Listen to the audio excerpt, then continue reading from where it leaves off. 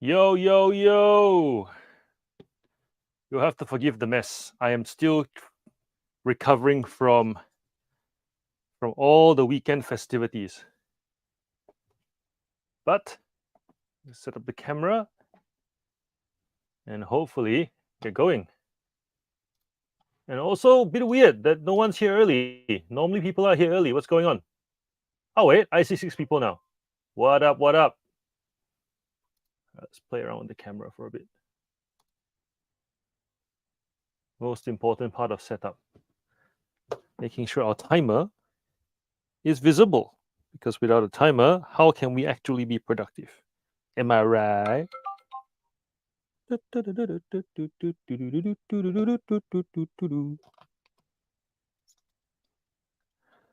How is everyone doing? How is everyone doing?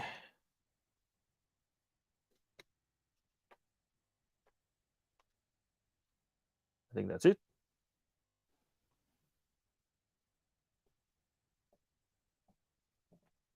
I'm very tempted to not show you guys the mess that's behind me because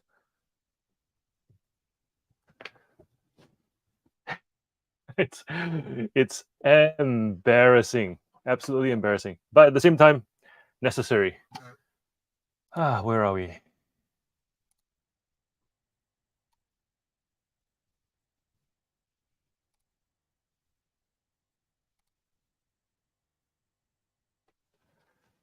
Chris, Pia, how are you? Smella, Returanga. So, Matilda, you know what? I reckon we're close enough for this. So this is what has happened, right? I've had to.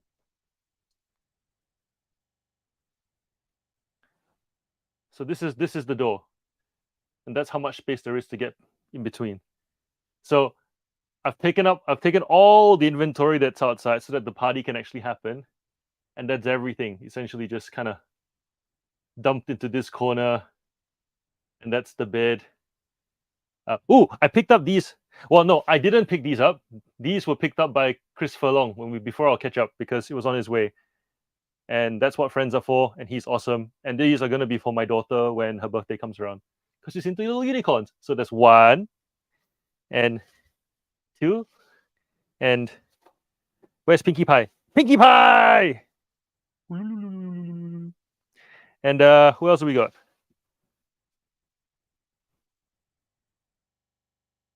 I forget her name. I know this one's Applejack.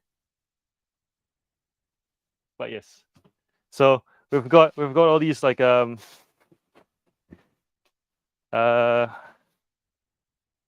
Little Ponies for a this is if there's something to show you the kind of person that I am, this is me, right? I have a 4-year-old birthday coming up, and as a reseller, I'm used to buying bulk lots. And instead of buying one item, I go, you know what? I'm just gonna buy us 7 ponies. Why not? Why not buy 7 ponies? 1, 2, 3, 4, 5. Oh no, it's 6. Sorry, it's 6 ponies. They wanted $70, and then they took 50. So I'm very happy with that. But yeah, da.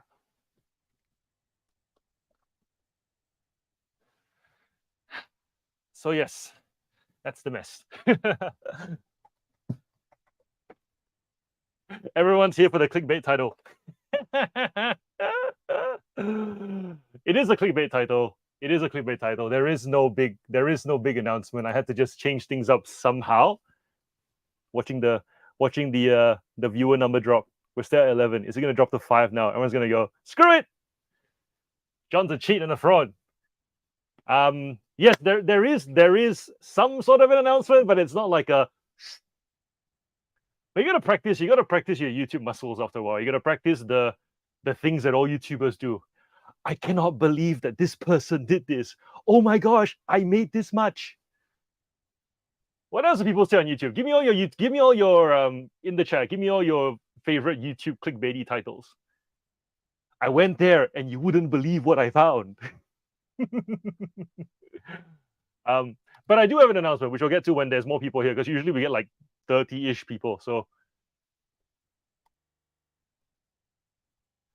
let's go through the chat. What do we have in the chat? We have Mr. Roberts. How are you? Brendan. Thrifting Us style. Hello, hello, hello.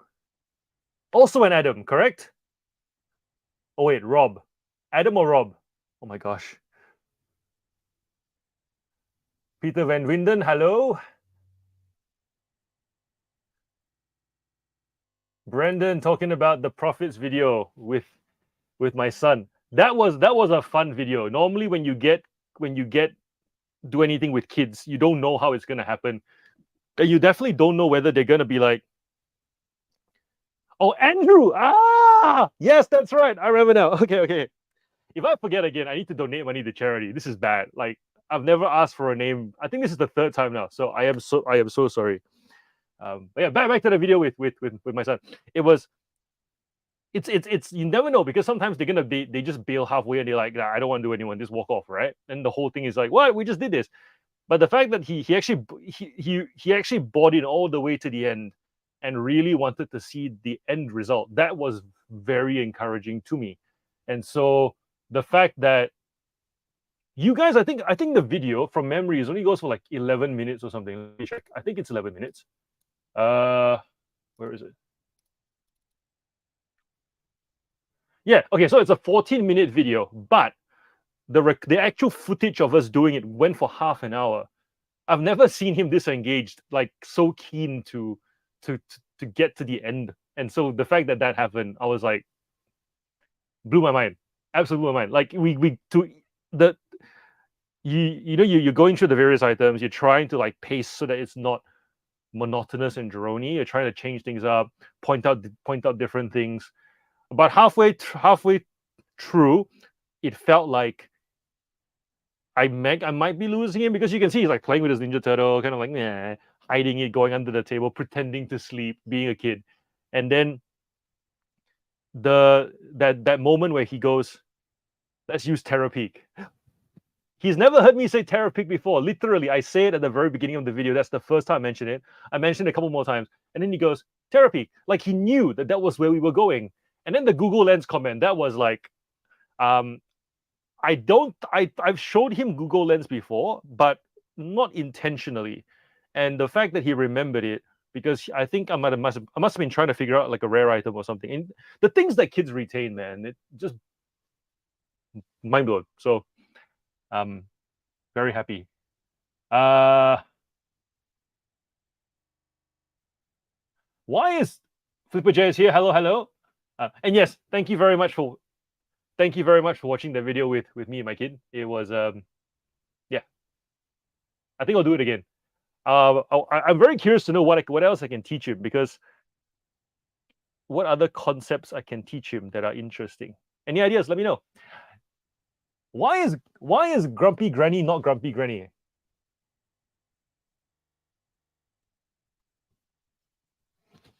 What's up with the nanny Yan Grogan? Someone needs to explain that. Grumpy, you need to explain that. What was that like from the Octopus podcast, and we're not supposed to know, but you've kind of just showed us something that. Please explain the nanny Yan Grogan. Thanks, Lupa J. Also, you got me excited. I saw the nanny Yan. I was like, "Oh, new person." And I went Grogan. Nah.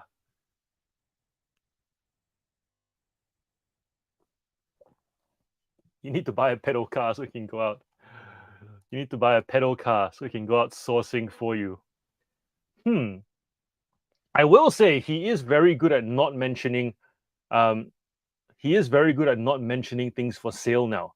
He doesn't ask me questions. Like I know this is a problem for some people, but for me, I managed to weed it out very early, and because he doesn't do it, his sister doesn't do it also, because his sister has asked me at home, "Daddy, is this for sale?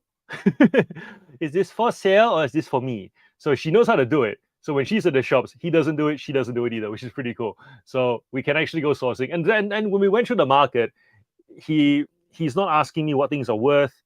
He knows, he has the patience to kind of wait till we go home, and then we'll figure it out. So yeah, like it's pretty cool. So I can definitely take him sourcing. Sandra's here. Hello, hello.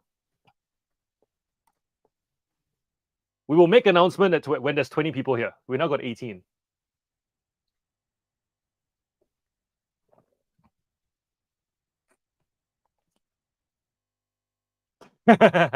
Oh, for those people who don't know what we're doing, we're typing we're typing in the chat all the clickbaity titles for YouTube resellers. So Peter Van Winden goes, I almost died thrifting, which is really just I stubbed my big toe. I'm gonna star these comments, then we can go back through them.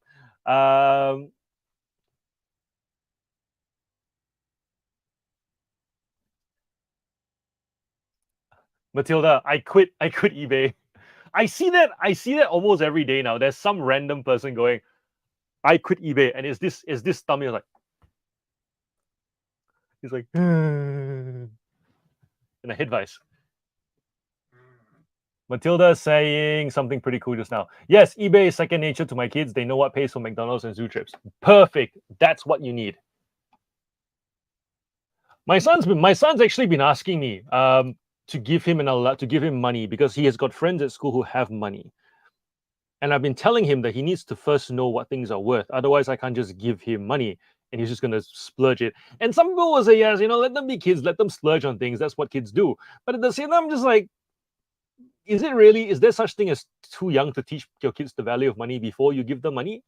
I mean, I know growing up, I didn't really get stuff willy-nilly the way he does anyways. Like there was definitely no scenario where there was 6 My Little Ponies being bought for a single event. It was always one and you had to pick one of the 6. And so and then when money was given, it was like save it, put it towards something worthwhile later, teaching the whole delayed gratification thing. And so yeah, I'm kind of torn because on the one hand, I very much enjoy blessing my kids this way, but at the same time, he's also at school and he's got friends who do get money, and I have a feeling they brag about the money because I hear words like name has a lot of money, and then I hear the number, and then sometimes I hear the number and I think to myself, that's not a real number because these are 7-year-old kids. And yeah, what advice can you give to me and to the rest of the chat as to when is a good time and how to go about introducing children to money? I would love to know. Hey, Riley's here. Hello, hello. Michelle is here. Hey, Liz is here. Ding, ding, ding. All right, I did say we do announcement if we get to 20 people, and there are 22 people here. So the special announcement for today is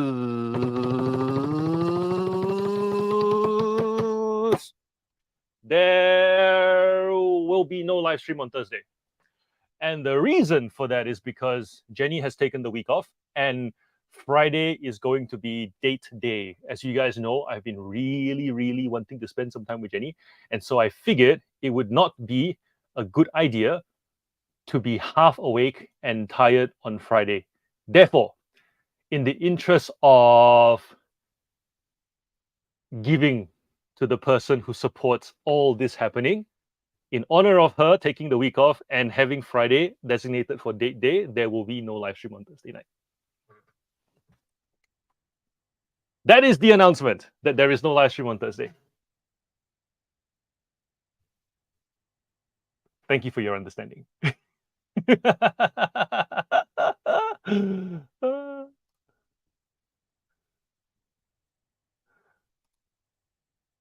Grumpy Granny is saying, this will be the end of eBay.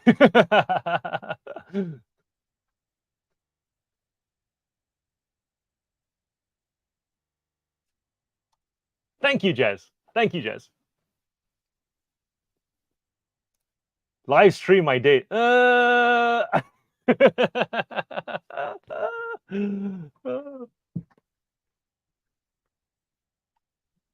Live stream my date. I don't know, man.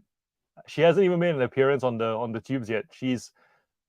Oh my god, she's the last one to make the appearance on the tubes. It's usually like the partners, then although some channels do kids then partner. John, can I go now? Sure. Just know that there is no second session this week. So if you're planning on getting something done in a session, this is your only chance this week. Show her why she married you. Relive the glory days. Kill. We will still be doing pickups on the way to the city, which is interesting because there's a sense of, can it be a date day purely? And that's too abrupt. It's like, do we really want to do date day and then after that spend like 2 hours driving somewhere where we would have gone anyways? And it's like, yeah, let's just do the pickup on the way and come back. But let's not do like too many pickups. Cool. Only 2 on the way, none on the way back. Uncle Wayno's here. Hey, Uncle Wayno, you'll have something for this. So the topic we're doing today is clickbaity reseller video titles, because of my little special announcement thing that I did. So we have a few at the moment. I almost died thrifting. Really just stubbed my big toe. I quit eBay, and this will be the end of eBay. So Uncle Wayno, what is your most memorable clickbaity reseller YouTube title?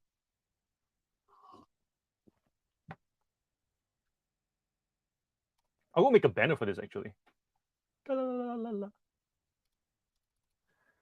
Tell us your best clickbait YouTube reseller titles.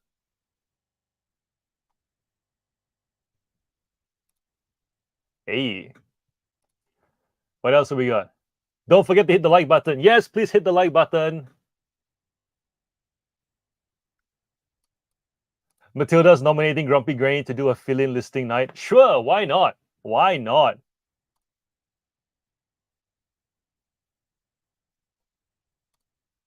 Nah, none of your own, just anything. Like things that stand out, things that make you go, ugh. The ones that really get me is the ones that start with "you won't believe," because I don't care how new or pro you are at reselling. Segue. Nothing is unbelievable in what we do. Like there are so few things that are "you won't believe," that a "you won't believe" title pretty much ensures that I don't watch the video. And if I do watch the video, I'm almost prepared to mock the video. So that's my one. You won't believe. Nah. Speaking of beginner or pro, if you haven't already, go to Chris Furlong's channel. In the community tab, there is a thing for you to vote. He essentially wants to know where you guys slot in, whether you're a newbie, you're in the middle, or you're a pro. But typical Chris Furlong, he always gives you. I didn't tell him. We had a discussion. 1, 2, options A, B, and C. But of course, he does an A and a half B, B and a half C. So there are 5 options. But essentially, it's an A, B, C multi-choice to kind of get a feel for where the community is at. He's got some really cool ideas that he wants to implement with the channel. So go there, let him know where you guys sit, so that he can cater his content accordingly. Thank you. And he's posted the link.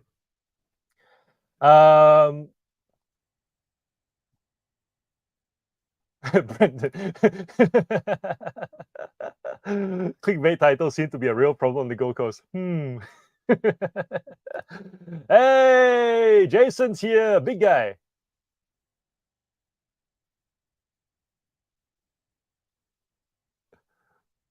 Hey, Jason, tell us like your most the clickbaity titles that rub you the wrong way for resellers on YouTube.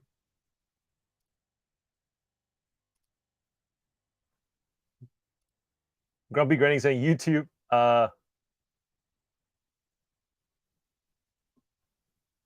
YouTube live stream was a complete disaster.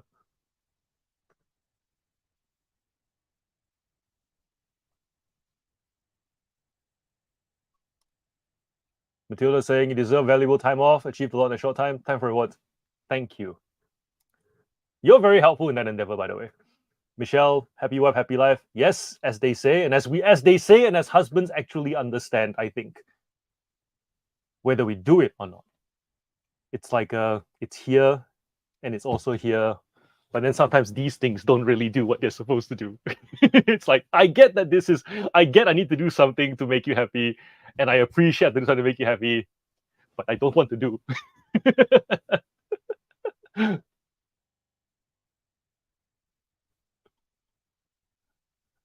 Where are we?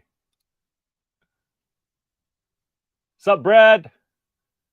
Liz, I personally think clickbait video titles are annoying and less likely to click them. Oh, yes, Sandra, the ban for life one. Ooh, yes.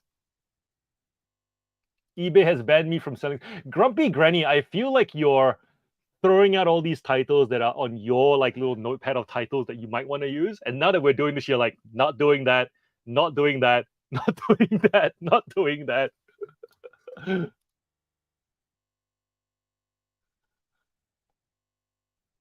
Grumpy Granny, by the way, that self similar thing is a real thing. I did talk to her just as she was getting frustrated with it. So when she shares with you guys, yeah, pretty cool. Definitely something to learn.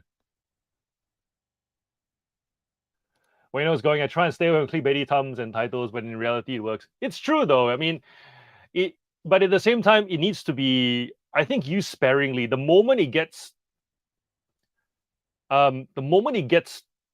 repetitive, it's like, so you mean to tell me that every day you do a video and every day the video is something that I won't believe? That's when I think it gets annoying.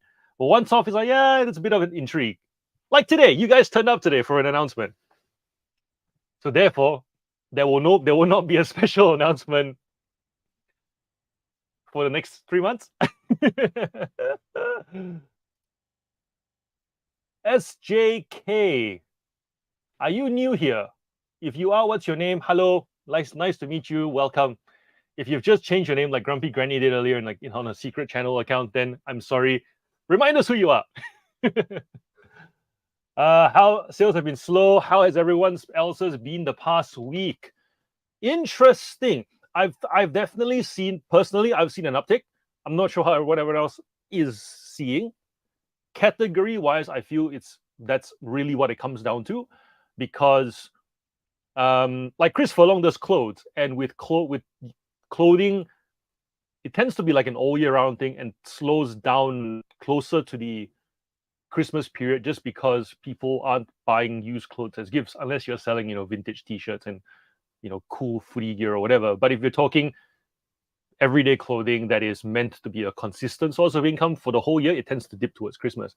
I sell toys and collectibles and also baby clothes, which tends to be zoop, goes up around Christmas. So I'm actually looking forward to my best months, because I see a very huge uptick from September, then it goes zoop to September, and then so it goes zoop to September, and then after that zoop to November, and then zoop to November, and then December is like zah, and then January is like zah, and then it starts to recover again in February.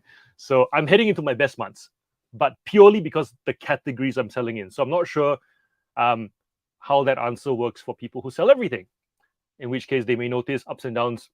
It's almost like a share folio, really. There are shares that perform better than others, and you're kind of taking the average return. If you're a general store, I suppose it could be a time for you to tweak that ratio as to how you manage that. Not my expertise, because I do niche stores. Mandy's here. Hello, hello.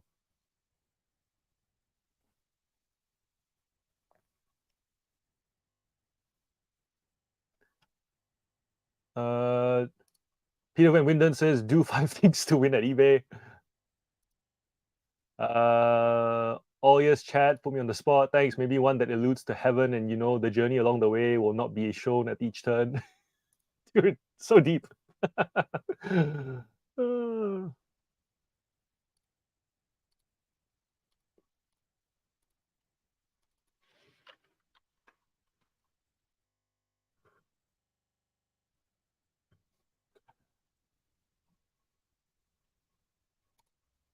Oh, interesting. Matilda goes Christmas show outfits. So that's category based, right? We're not talking generic. So Chris, for example, he does like button-up men's shirts, and from what he's telling me, throughout the year it's consistent, just because people need more shirts throughout the year. Whereas Christmas, it's like that budget gets shifted elsewhere. And I think that's the thing, right? As long as it makes sense, there's no reason to worry. Because I think sometimes when we start, and especially when we don't want to accept why it is the way it is, there's like a frustration trying to fight against God almost, because you can't control it. It is the way it is. You should take it as a learning of your business, that is the trend for your business, and then improve certain things, see what happens next year. If it's the same, it's the same. My graph for sales year on year, the pattern of the graph is the same. When I put in more effort, more listings, I just see the graph go higher. That's it. It just moves up and down the y-axis, but the pattern is literally the same. So therefore, when we get to, and I think I mentioned this in the past as well, when we get to periods where sales are slower than expected, my first point is, do I look at the pattern? Is it according to pattern? Yes. Don't freak out. My fault for not registering that it's that time of the year. And that already makes it significantly less frustrating, because the worst thing is when you're frustrated, when you don't know what's happening and you can't figure it out, and then when you finally figure it out, you figure out like this: I've done everything I can. It must be something I don't understand that is out of my control. Now that's really freaky. The best thing is when you know, actually, this all makes sense. It's really my fault. It's that time of the year. Why did I spend so much on stock last year? I'm in a cash flow hole this month. My bad. That's you can sleep at night because you know that it's your fault. And if you can, but then also, like, if the graph goes down, because as in the last 6 months people haven't been spending as much, that makes sense as well, because you're hearing the announcements, you're seeing people's overall spend go down.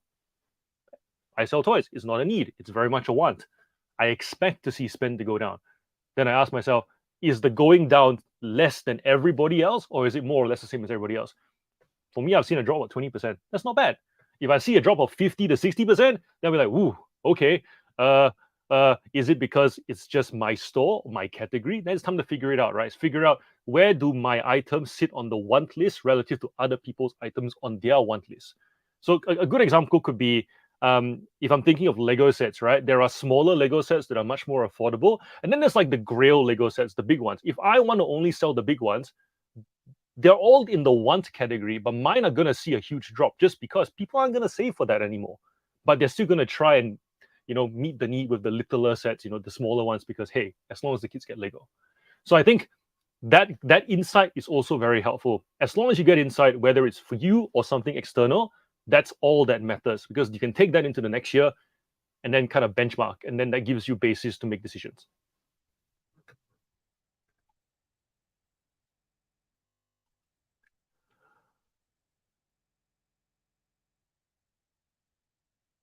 Mandy seeing an increase. Whoop.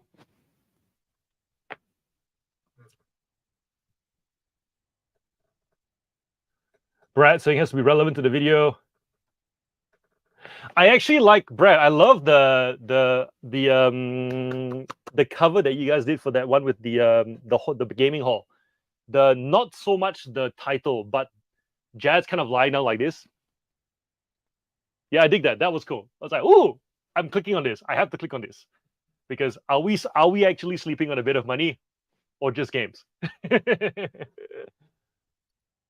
Forest Finds, hello.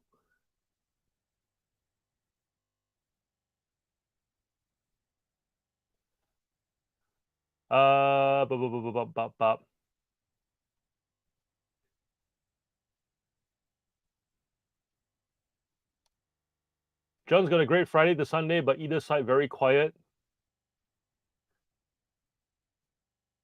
What is the voice of Elmer Fudd? Great Friday to Sunday. Either side very quiet. Is that it? Did I do it? Thank you. Very quiet.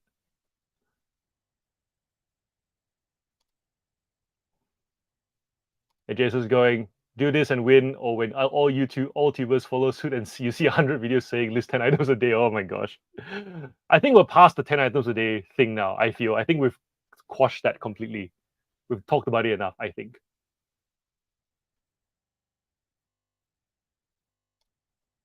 Jason, I miss your long form content. I don't force that you be here, but wherever you are, you always add value. So and this is the best part, right? I can say what I want to say and you can't say anything back because you're not here. Haha. Normally you're like, nah, you can't do that here. Yeah, you always add value, and so love having you in the room.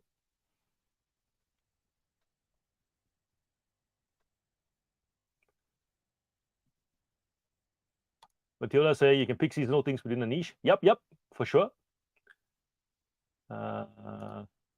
Thank you.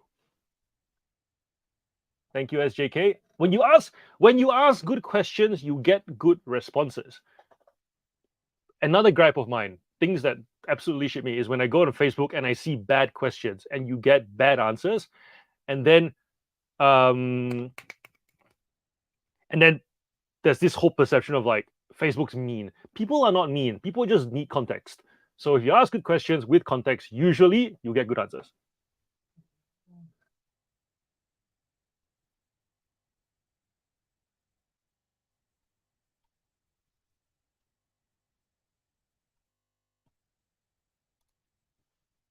Brad, I think I would love for you to do what's the word? A history of thumbnails for your channel.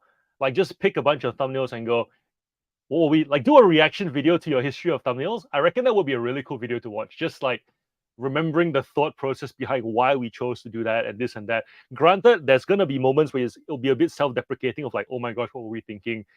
Oh, my chin. But the point being is, it really would. I reckon it would give a lot of insight into like US people. Get to know you, kind of just the history of thumbnails. That would be cool.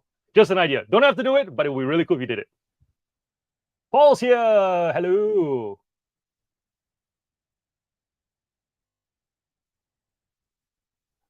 That's telling me to stick to eBay. Sorry.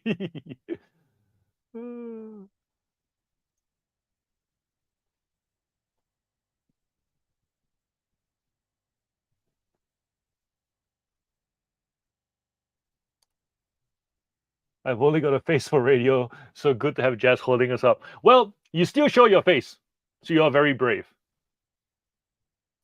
Liz saying, sales have been terrible this week, although no, that's on me not listing. Turns out the book I asked about last week was sold to a repeat buyer from the start of the year. Nice.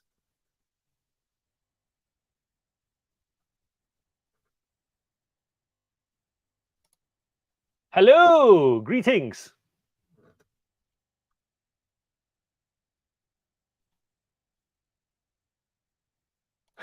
The first 100 to 300 are horrible, but worth commenting on because we're past that now. There's no embarrassment anymore. You know, it's so far in the past.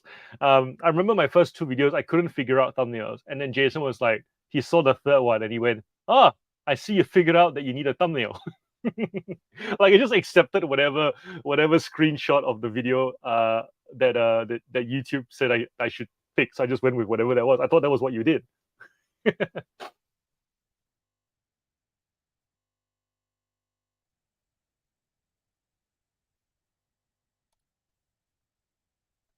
Yes, as ask good questions, and more importantly, don't go to a room and curate your questions to get the response that you want. Yes, yes.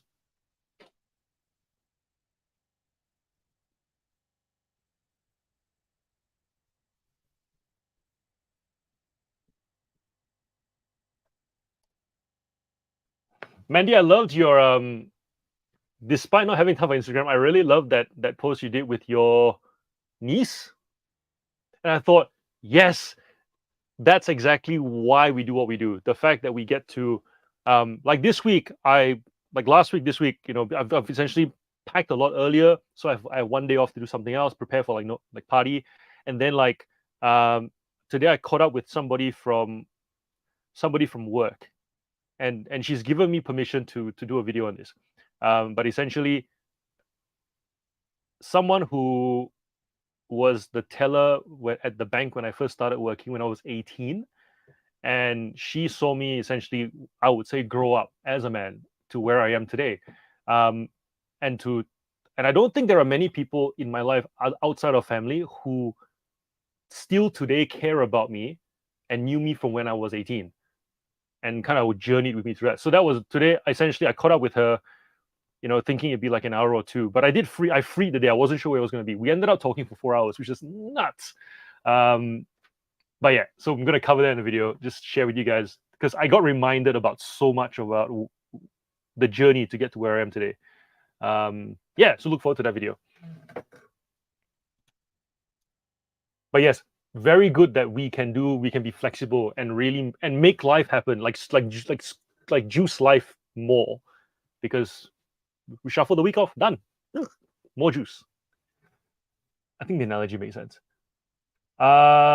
Chris is off the bed because he runs. Yes.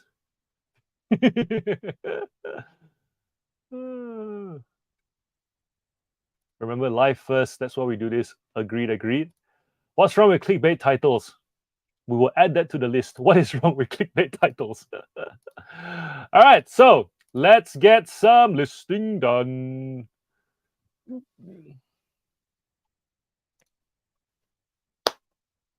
Jason, weighted blanket. Have you tried using a weighted blanket? Back when I was sleeping a lot later. I actually started putting like a big pillow over my chest, and I feel like this is gonna like give Wayno nightmares because of like the sleep apnea. But essentially, I will put a pillow over my chest and a blanket over it, and just having that pillow kind of pressed down on my chest actually helped me to sleep a lot quicker. So could work maybe.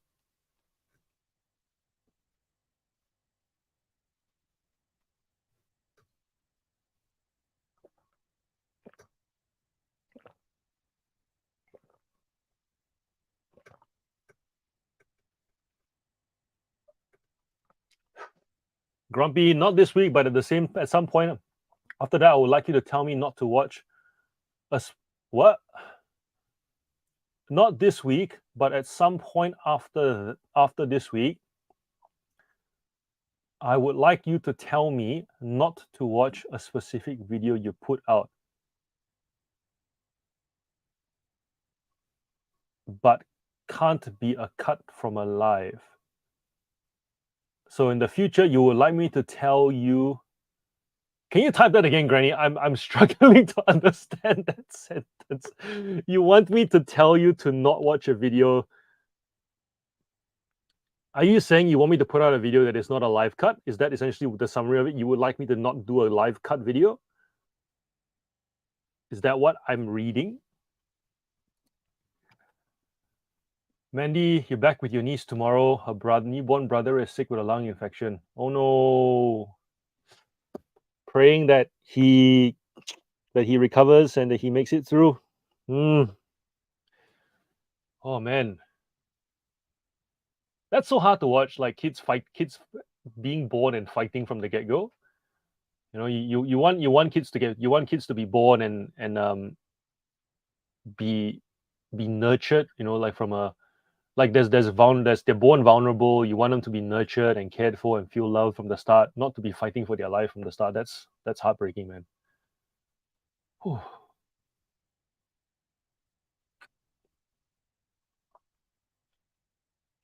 Granny, oh, you mean you want to do a right? I get it now. I get it. You want to do a live reaction video to one of my videos. Got it. Okay, sure. You can you can do like a live reaction video to me live. You can do a live reaction video to me live reacting to Brad and Jazz's video because I still have to do that one on their negotiation thing. I watched it and there's a lot to cover, and so you can react to that one. But I'll do something else. I'll do another video. I've got a couple more ideas.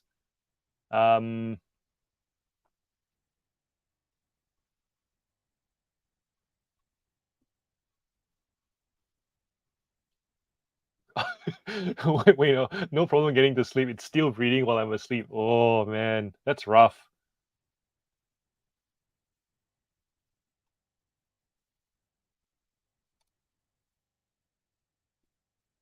He's improving, so hopefully home soon in the next few days. Keep us updated.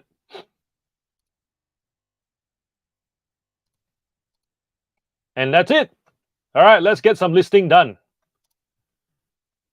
Ooh, we're talking for half an hour already. Goodness. If there are any newbies in the chat hoping to be more productive than this, I'm sorry.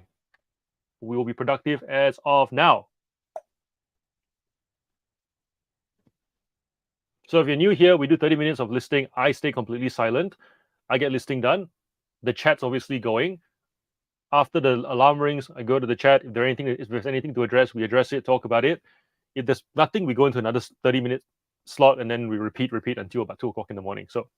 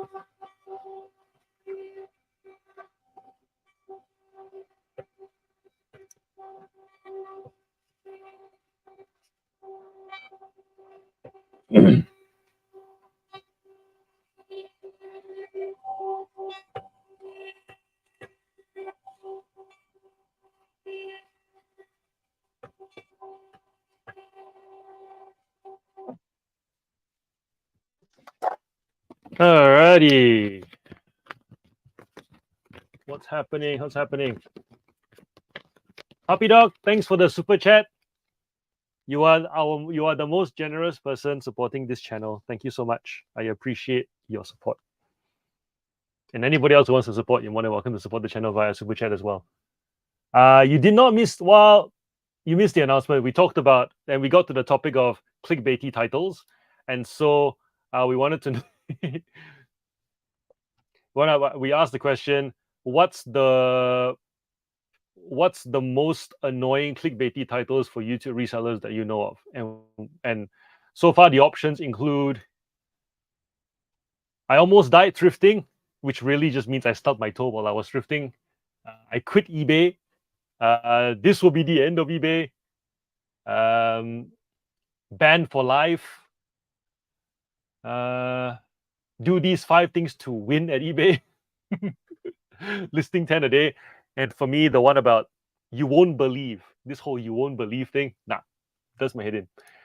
And so the announcement is that because Jenny took the whole week off and I want to actually spend time with her, we allocated Friday as the day that we go on a bit of a date day, and I want to be present. So because of that, I will not sleep late on Thursday, hence no live stream. However, Grumpy Granny has decided that she wants to be the hand of the king and take over while I'm gone. And so therefore, she may do one on her channel on Thursday night.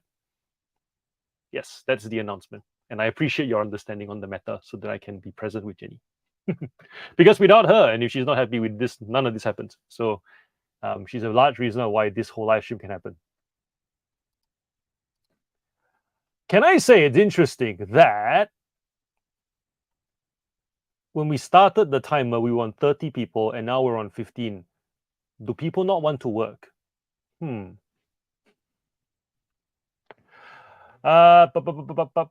are we? Adam, hello. AA, hello. Do you all list at night? I think a lot of us just do it at night because we work during the day. So especially we're doing it as a side hustle. Listing at nights, for me, I list at night even as a full-timer because I like to do stuff in the garage during the day. And so listing is the one thing I can do in the house when it's warm. I don't, and it's also quiet. I mean, I'm not sorting through inventory in the house, making a whole bunch of noise. So all that gets done during the day. Inventory, especially with used clothing, used toys, it can be a bit dirty as well. And by dirty, I don't mean like filthy. You just get dust everywhere. And so I tried, whenever I sort inventory at night, I inevitably start sneezing, and that's noise. And so listing just ends up being the thing that can get pushed to nighttime, and nighttime just quiet, sit down comfortably. Yeah, I can't help but feel like I should be using daytime for other things. That's why I list at night. And as it turns out, there are a lot of you who like to list at night as well because it suits, it fits. It's the thing that you get comfortable in the chair, get going. So this is us all coming together. Others are busy during the day, so this is normal listing time. Yep, I have been busy. I have been today. Just put the kids into wash and the laundry into bed. So time to get some stuff done. It's funny. I've been when I'm tired, I confuse the name of my kids, and they are very quick to point it out to me. 1:17 p.m. in London. Cool.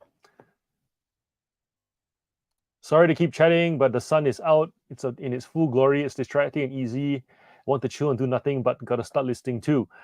The sun is on its full glory. Is there like a rare occasion in London? Isn't London usually gloomy and cloudy with no sun? The sun provides the light that shines through the filter that is clouds. That's my understanding of London. Why do people sell items for $14 with free shipping that have to go as a parcel? Might as well just chuck it over your neighbor's fence. But will the neighbor become a repeat buyer? Loss laundering, right? That's all it is, isn't it? It's the whole sell an item for almost no profit so that the store has traffic and more sales tend to follow. That's me. Oh my gosh, why am I yawning at 10:45? It's too early. It's too early. We have a long way to go. No. I've noticed that when I sell everybody's noticed this, when they sell items, more items sell. So maybe that's what it is, right? Getting those there's listing 10 items a day, and then there is listing items for zero profit. Which one leads to more? Okay, here's the question. Actually, here's the question, right? What do you guys reckon? If activity leads to more activity, does listing lead to more sales, or does listing stuff that sells free shipping $14, listing might throw over the fence, might as well throw over the fence items. Will those sales lead to more sales? I would argue that the throwaway items being listed would be more, throwaway is a bad word. I would argue that the zero profit, not even loss, zero profit items that sell quickly will lead to more sales, and that's why they're in people's stores. What do you reckon? Because for the effort, if I list 10 items that are guaranteed to sell because they are free postage, $14, that's better, right? Because you're getting the listing activity and the sale more or less guaranteed. So that's the strategy. I think we've come to the conclusion. That's the strategy. Which is interesting, Paul, because you're selling computer equipment, replacement parts. If you just chuck random items that are desirable at low value, like just Chupa Chups, sell a bunch of Chupa Chups free postage, and then at least the computer part selling doesn't make sense, but does it? Nobody will ever understand the algorithm.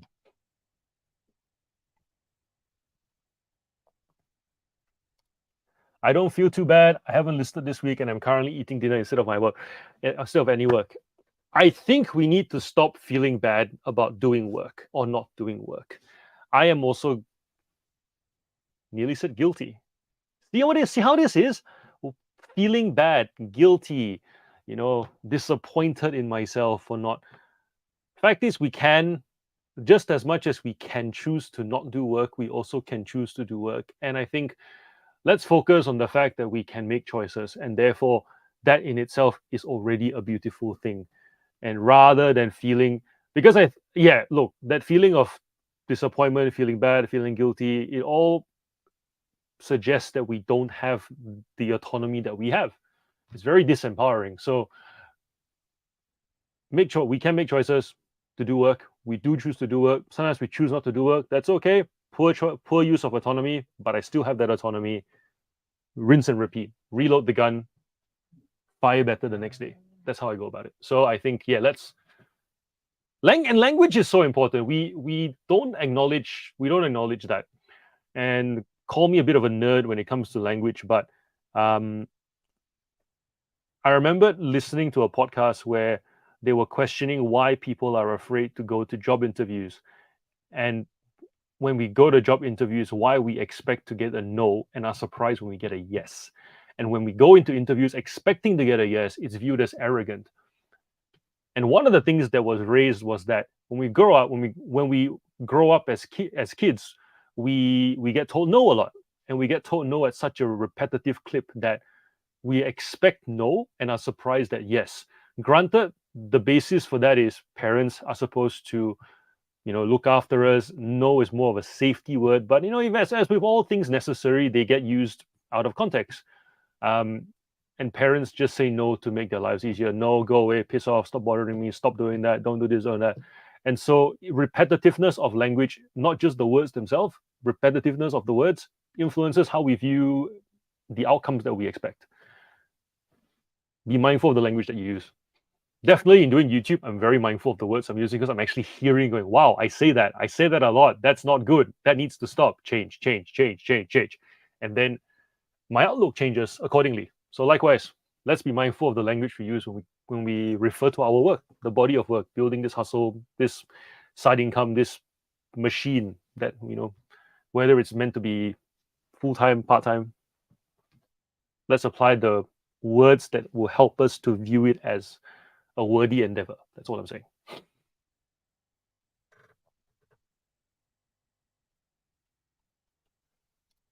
What is everyone listening tonight? I did labels. I'm doing toy trains and toy cars. Granny is doing denim shorts.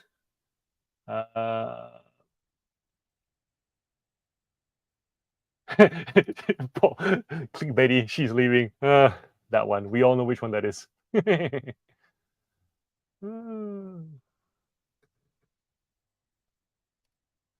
Soldiers novels and fantasy trilogies. Clickbait. John the Reseller dumps live stream.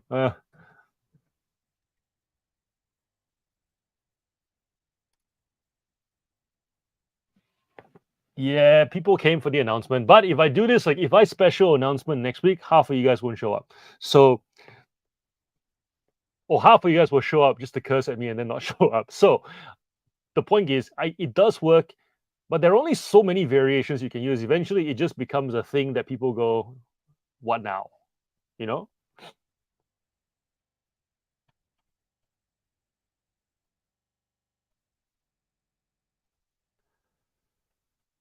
John's listing Skylanders, bought a in-box starter set. It had been open, and some other games portal, and more figures, and even a case.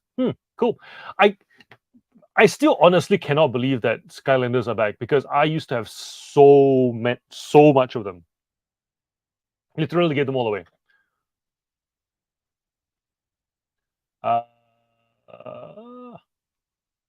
Thank you for the super sticker, puppy dog. I appreciate it.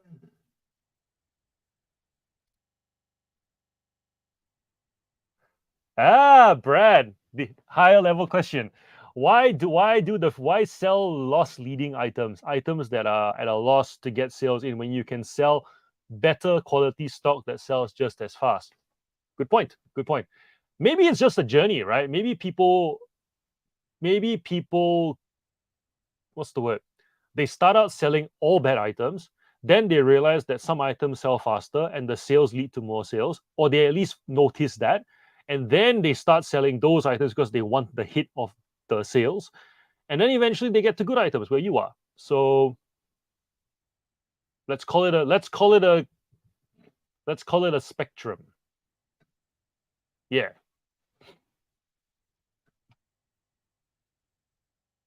Paul, I think that's a generous assessment. I tend to think they can't do math.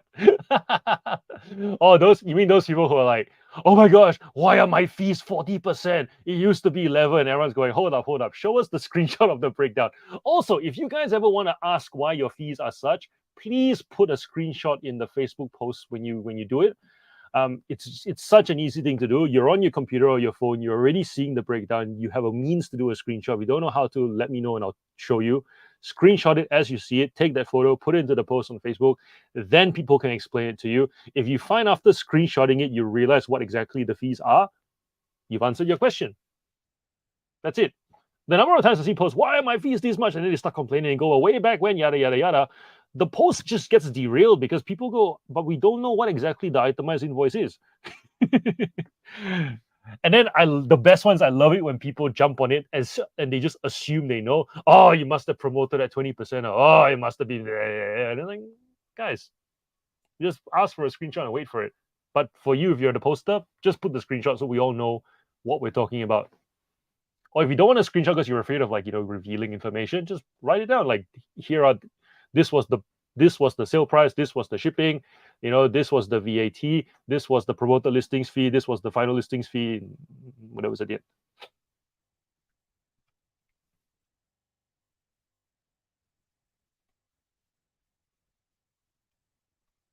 Mandy, I think people just don't know what they are doing. That's also a possibility, very real possibility. And then here's the thing: like there are people who don't know what they're doing, even if they know what they're doing. Like there was a time when I would have so many different types of collectibles in my collectibles store.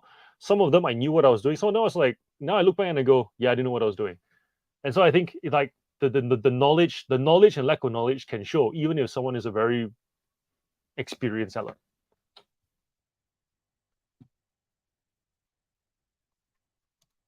Grumpy Granny does it just to get rid of stock. Yep, liquidate. That's fair. That's fair.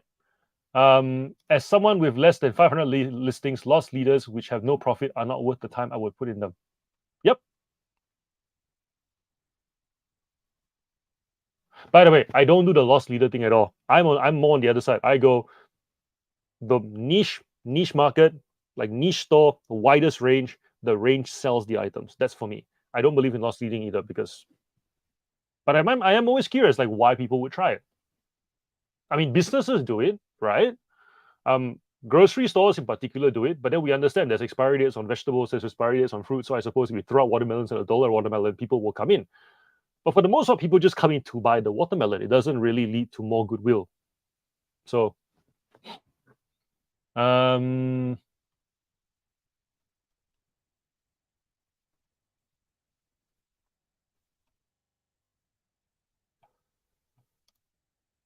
positive feedback I just received for a pair of $20 jeans. Arrive safe and sound. Maybe iron and fold clothing before jamming the item into a postage bag. Guy thinks I'm his mother or me. Well, Retro Ranger. I feel like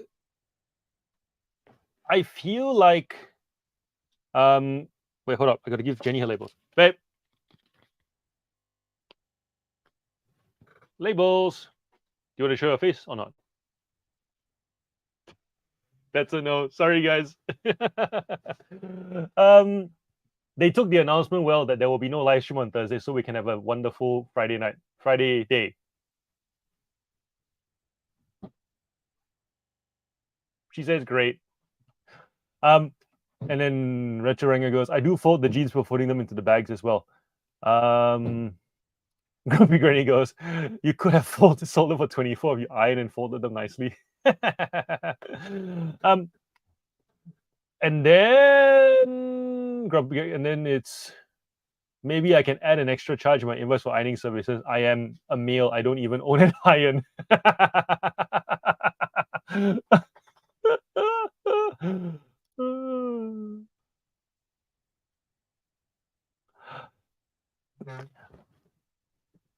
I think he's got a fussy buyer because I remember I always fold it and then I would like vacuum seal the bag so it goes in quite snug. Never had complaints doing that.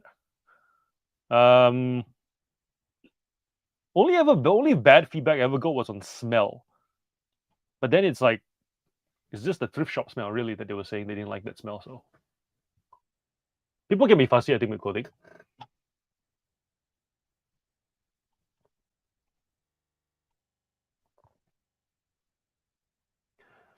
Anyone ever checked out the games and retro toy shop commodities in Greensboro? No, haven't. Any good? Adam, lost leaders can work, but more for consumable items, and it brings repeat buyers, customers who will likely bundle together. Yep.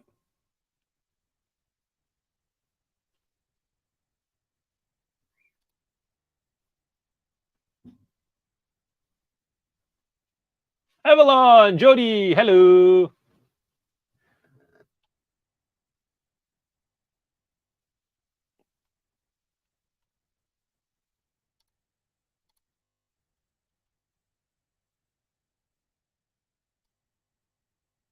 And that's the chat done. Second listing session. Let's go.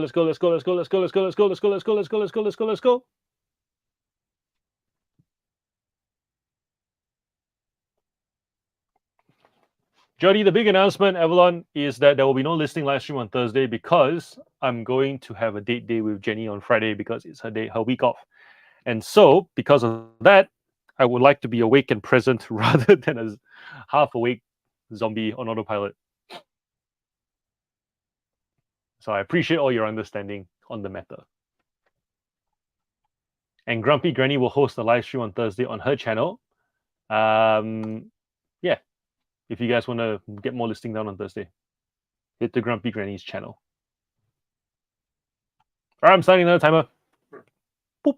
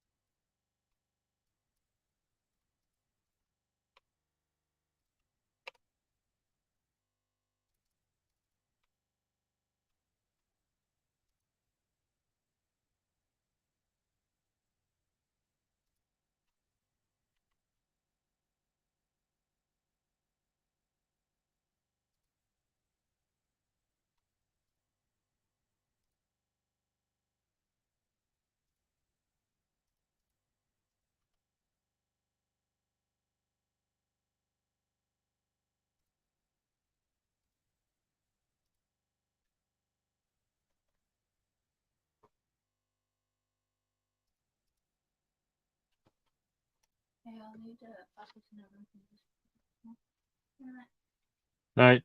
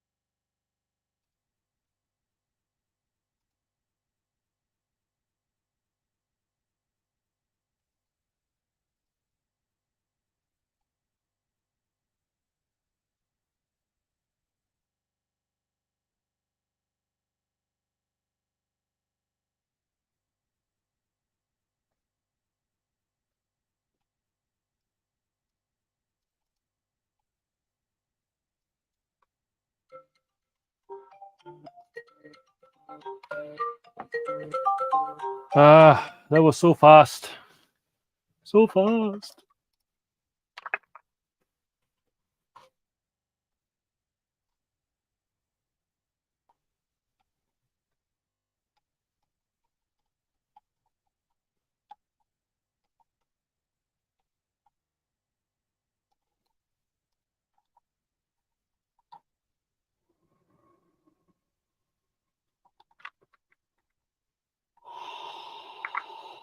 Oi, oi, oi, oi, oi, oi.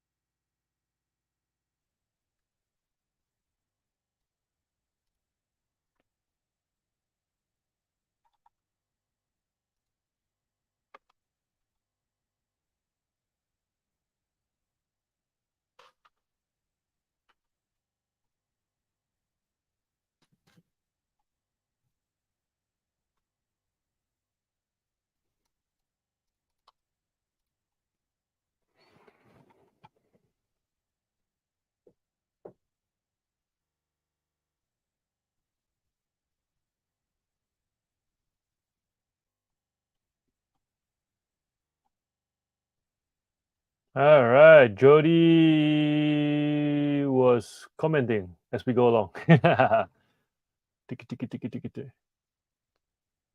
My daughter listed on Depop had a bad first sale and couldn't access PayPal, so now she is interested in the eBay process after I offered to sell items for her.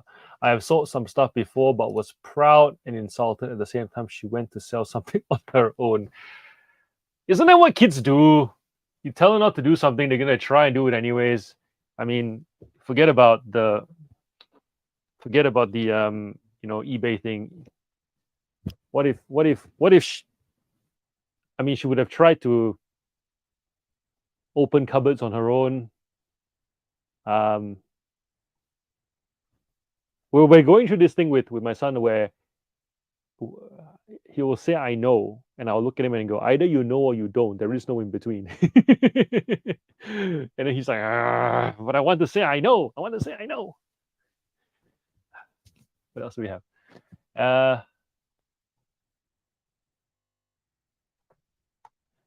If you spray jeans with Kiss Spray, you can charge an extra 50. It is what they use in Bali. Your clothes smell amazing.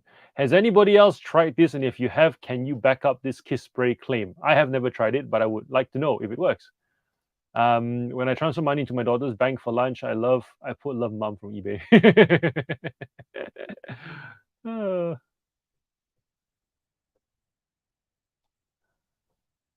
Some kids came to school $50 notes in primary school. How about you do what Jada did and start with $10 and give him $10 to start selling? Yeah, I could.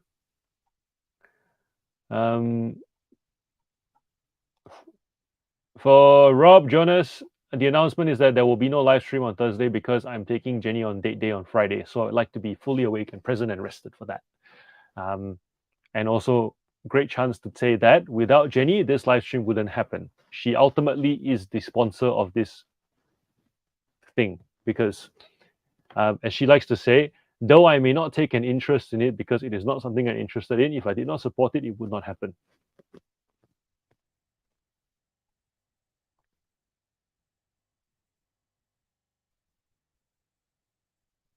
Everyone's talking about touch typing.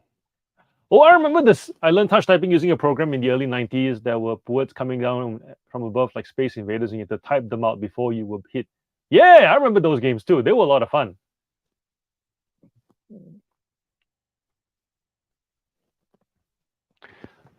You know what I miss with touch typing? I miss I had a HTC Jazz Jam. For you guys who know what that is, it's like those touchscreen phones that could slide out like this, and there was a keyboard that you could press on, the tactile keyboard. I really miss that phone, just because the BlackBerry was like it's a bit too narrow, and so that was like the perfect width to type with your thumbs, and I was really fast on that. I was taking notes in lectures doing that, and I really enjoyed that.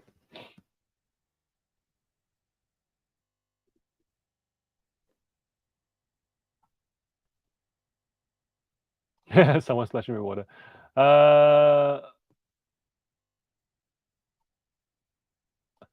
Dear did free, dear did freed.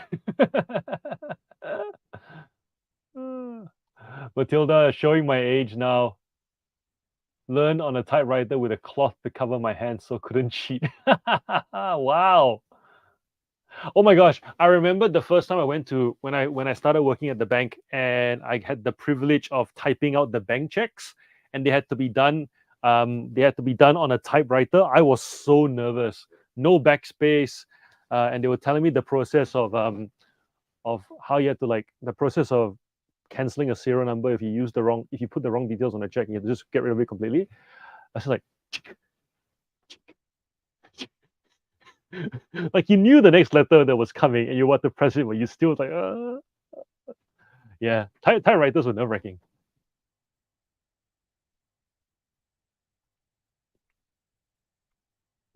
My 6-year-old has a typewriter and loves it. Cool. Makes a good sound. Grumpy Granny, the quick brown fox. Ooh, to be an eBayer, do you need to touch type? To be a competitive eBayer, you need to touch type. I mean, think about it.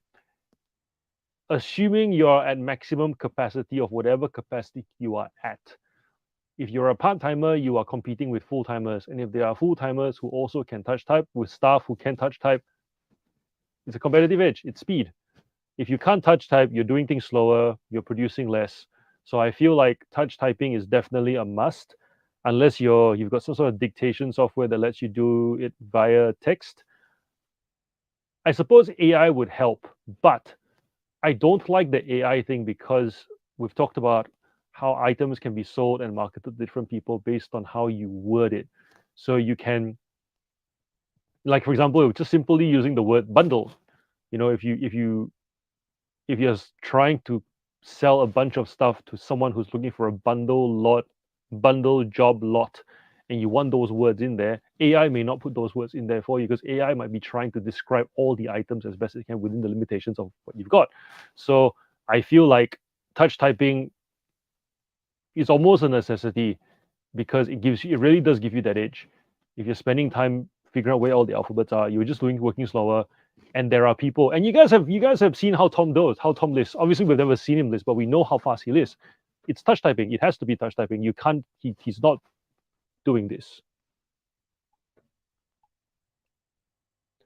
Um, Also, I feel like with touch typing, if you can't touch type, before I could touch type, the thought of going to a keyboard to type felt tedious. It felt like, can I convey this to you any other way? Um, now it's so easy. It's like, let's just say, we're on our phones and we have to send someone a message. If you're the kind of person who doesn't like sending messages, you'll call people. You just call them. It's just easier to call you. It's just easier to call you. People say that. Well, it's easy to do both those things, but easier depends on what you're most competent at doing. It's nothing to do with whether the thing itself is easy to do or not. So I feel like if you need to input data into a computer and it's easier to do it any other way, but that is the only way, you're less likely to do listings. The number of times I have, 5 minutes, 10 minutes, I'll sit down and just pump out like a couple of listings and move on. That to me is why you need to do it, so that it's easy, second nature. You don't think about it.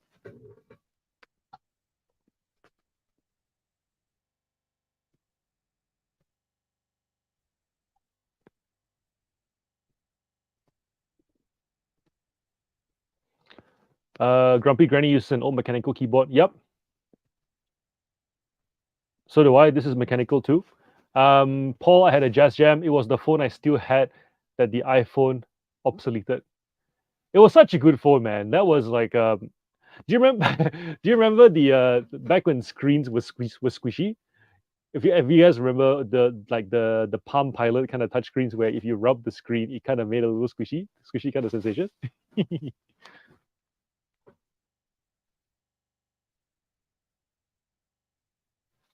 John, you show those ponies for your daughter. They are very soft and comfy. They are the. I'll hold it up to the camera so you can see the material. Is this material? See, and it's all really comfy. So I'm gonna enjoy it for a bit before I give it to her.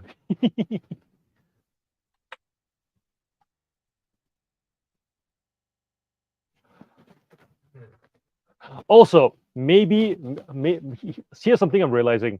When you become a YouTuber, you're constantly thinking about content. I cannot stop thinking about potential content ideas, and it's kind of scary how naturally it happens now. It's almost as if I'm thinking about my children, like, oh, that would be nice for, that would be nice for, that would be nice for, thinking about your wife. So I will disclose this, that when I picked up when I touched the one pony, I thought, I've been screenshotting these live streams and using them as thumbnails for the upcoming streams. So the next listing live stream will have the thumbnail of me holding all 6 ponies. There. That was the ulterior motive. I'm sorry. If this makes all of us feel dirty, I apologize.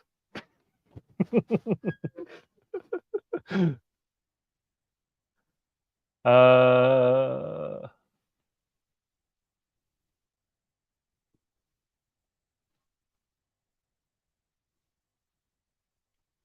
John, the less barriers, the better. Agreed. Agreed.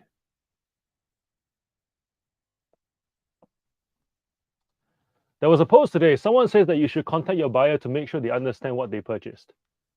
Oh, that's a lot of work.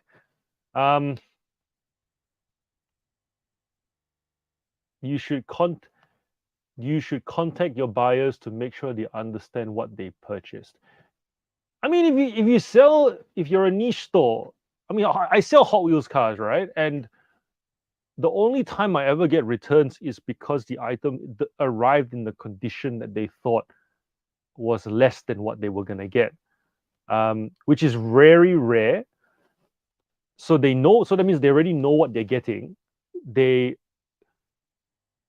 and even condition, right? The only time condition really is an issue is when um, the cards get damaged in transit where it flops over. So it's like the potential for error is already so slim as it is. To have to message someone over such a slim error feels pointless. So therefore, I would say the counter to that is just have a niche store instead of a general store. If it is a general store, then I suppose you would contact and say, hey, just so you know, this typewriter is damaged. It's only for parts. I hope you read the title. Hey, just so you know, this DVD is region 123. Hey, just so you know, this isn't actually a listing for the full season. It's only seasons 1, 3, 5, and 10.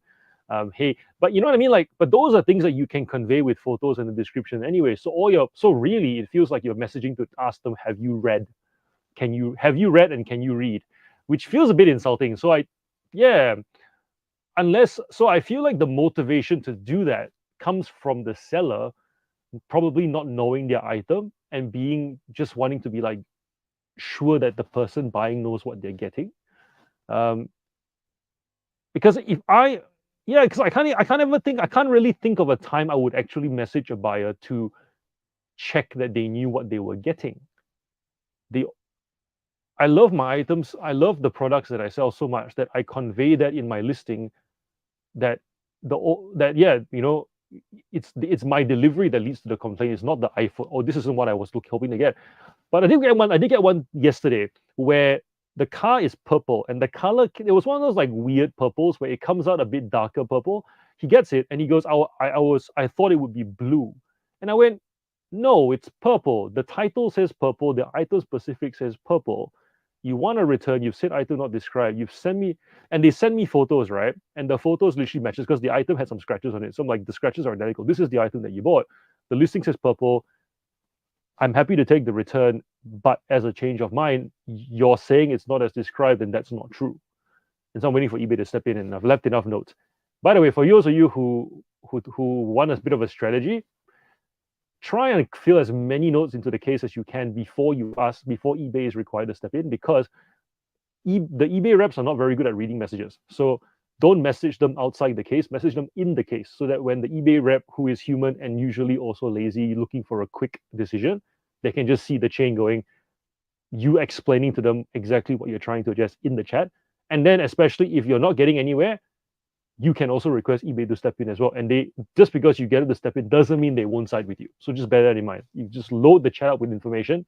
Then when eBay steps in, they can make a pretty quick decision as well.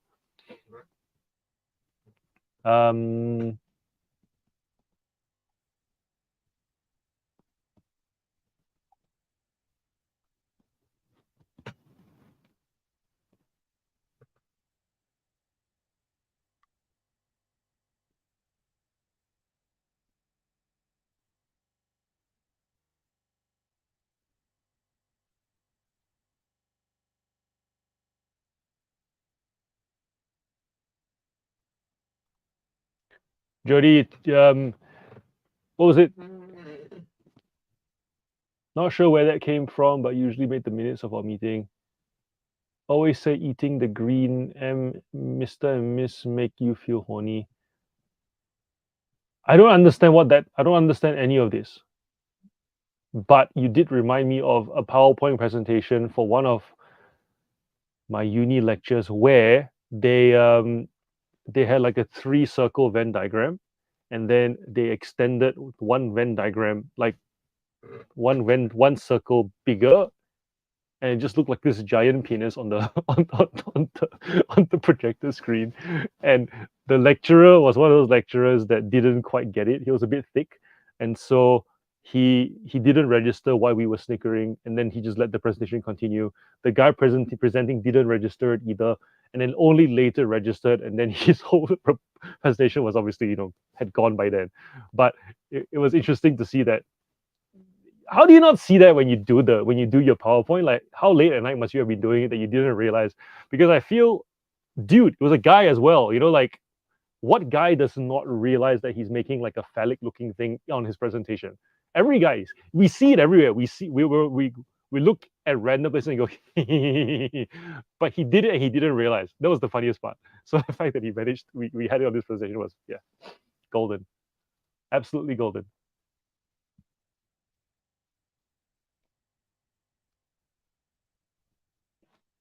Yeah, Grumpy Granny is going. Depends how many sales you're doing a day. Is contacting buyers to ask them if they bought something, if they understand what they bought. Yep. So it's more of a capacity thing.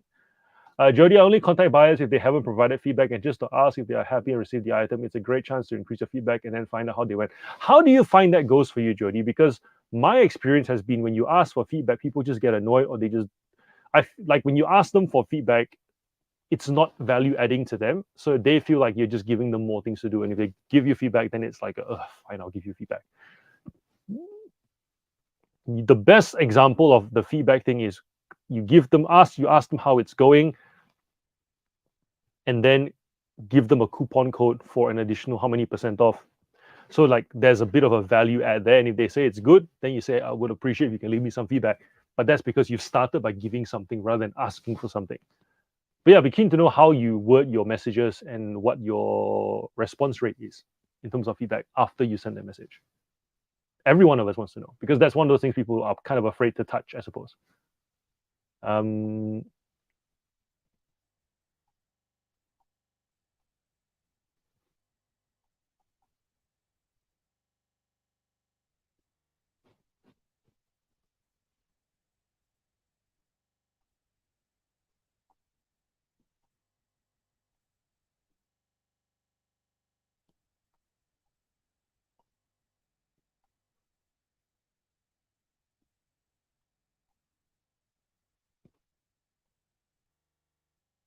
Retail collectors here. Hello, hello.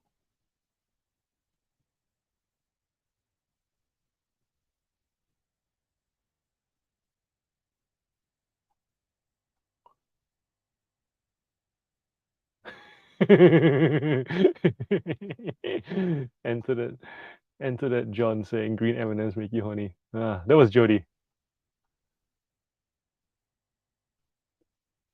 All right, so eBay is down for a few people apparently.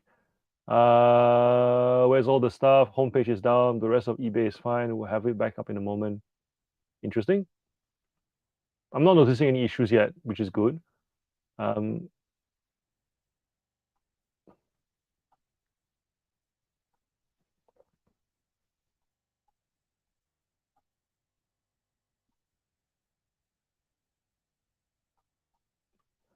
Oh yeah, speaking of errors, how many of you guys have got the GST error? I got the GST error on a few of my sales this week. I'm wondering how that's going to go because we don't refund it to the buyer. eBay have said they will refund it to us. I'm guessing they'll refund it to the buyer directly.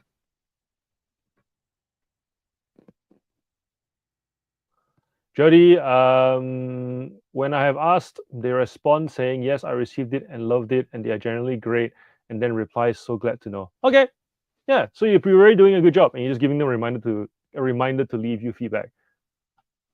So do they then leave you feedback? If you give good customer service and sell a quality item, you don't have to chase feedback because it will come to you. Yeah, that's what I see too.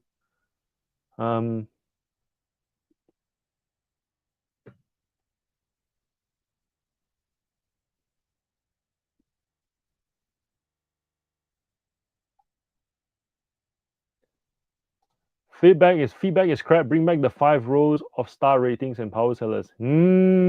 Yes, I agree, Jonas. Because after a while, the number just looks like whatever, right?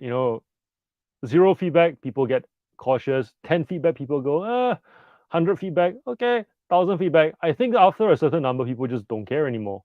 Do you even believe it when you 600,000 feedback? No, you just go, that's a number. I definitely like the star. In fact, it would be really cool if they showed a sell. Although that's more of a Like I would like it if I go to a seller's profile and I can see how many sales they've done by the month in a graph, kind of like a graph format, so I know how active they are on the platform.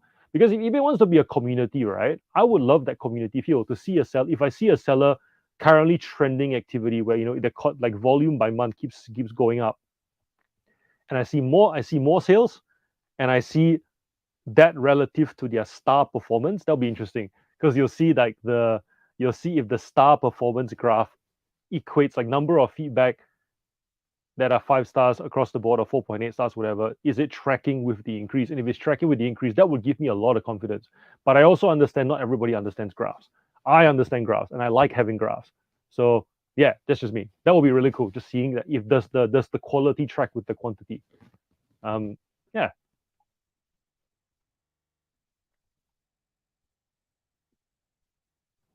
Sandra requests feedback on a thank you card. Yep. Jody says to leave feedback. Okay, cool, cool, cool, cool. So ask nicely, do a great job, ask nicely, and they should leave feedback. Matilda, I asked for feedback and get close to 50%, leave it. You just need to make sure you exceed expectations or you're going to ask for it. Yeah, that's true. That's true. I even had someone that had bad feedback not pay and I had to cancel. She then contacted me saying, why did you cancel? And I said, it's because of bad feedback. And she said that she would pay. I said, look forward to. Okay. And Grumpy's got a thank you card as well. Awesome. I'm wondering whether holding ponies is making me sleepy. This does not look like I'm doing any work. They smell really nice too. It's almost as if they were never played with. For second hand, they don't smell like they've been played with. Do they have names on them? No names. Back you get. Thank you for the warmth and the comfort.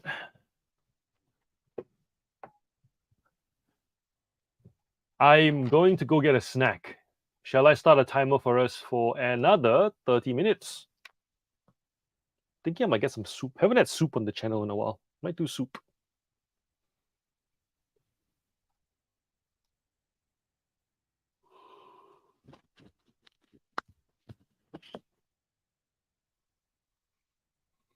Some people steam them before selling or gifting.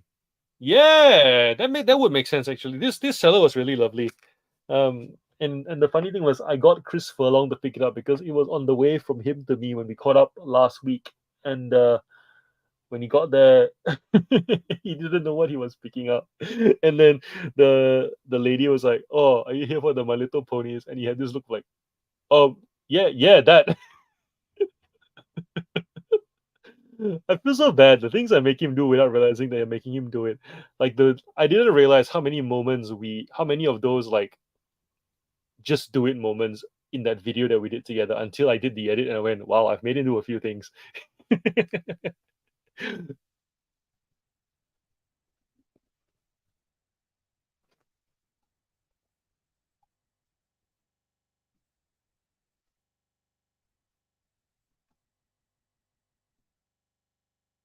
Puppy dog, John, please let go of the ponies. Don't fall asleep. I reckon I can do another two more rounds of listing. I'm still recovering from the party we had. We had such a such a fun time. We got the kids to um we made like a little ninja course for the kids. Park 2 cars behind each other with a gap in between, and I got the dads involved. Where one of the a dad will walk around the car like a security guard around a tower, and then the kids had to follow the dads, and then the dad could speed up or slow down or stop suddenly. Essentially, the kids would be out if the dad stopped and touched them, and they couldn't stop in time, or if the dad could catch up to the tail. And these kids were like,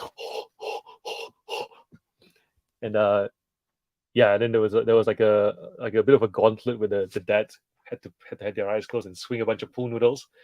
And some of the dads really wanted to get the kids, like you could hear them going.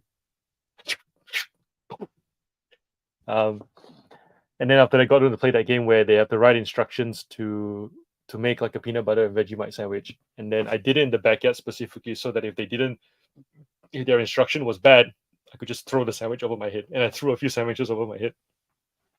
It's pretty hilarious because the kids would come out and be like, first, take 2 pieces of bread. And I take a piece of bread and I rip 2 pieces of it. And they go, oh my gosh, no. Put the butter on the bread, then grab the butter and put it on top of the bread without opening the lid. And then you see the dads who are just outside watching it going, this is exactly what it's like at work. John's the team manager, and these are the subcontractors who are working overseas. and and then they say, "Oh no, this game is too hard. This game is too hard," because they're thinking we can't even get people over like across the pond to do something properly. How are you gonna get these kids to write instructions, right? And by the third iteration, they were doing the instructions that came were open the lid, take the knife, put it in the Vegemite, take out a scoop, spread it on the bread, and you hear the dads in background going, "Ooh, ooh, ooh," at each instruction, like they're just impressed. And I'm going, "See, you guys thought it was too hard. It's not too hard. These are smart kids." So that was a lot of fun. But yeah, by the time the party was done, I had a 3 hour nap, and I think I've just been feeling tired since then. It'll be nice to like get a couple of nights of sleep, and then I'll be fresh for next week again.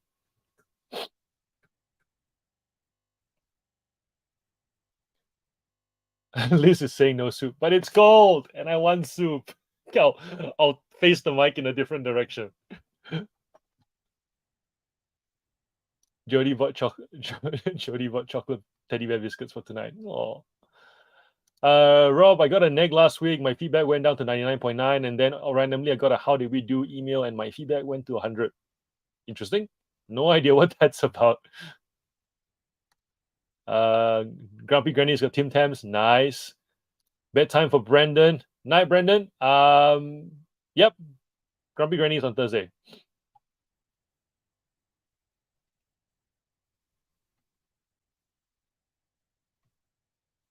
Yep. Subscribe to Grumpy Granny's channel.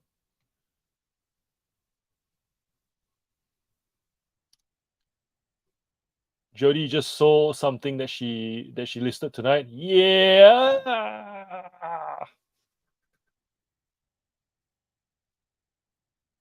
Adelaide Crows cushion.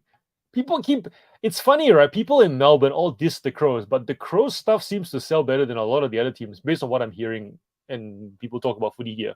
I know nothing about footy gear, but it seems to be like Crow stuff sells well. I feel like out of all the gear, all the footy gear, combination of colors, Crow's gear is the best to me. I just like the look of it. It just seems to go with everything. Like there's some teams you have to pick a color. Like if I don't like red, do I really want to wear that? If I like green, I like blue. And I just think that combination goes really well, and you can wear it casually.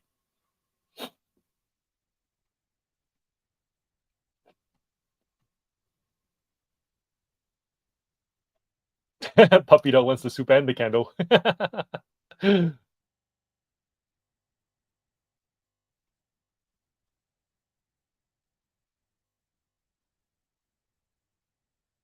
Bolo, bolo, bolo. Bye. All right, I'm gonna go make soup, and I'll see you guys in a bit.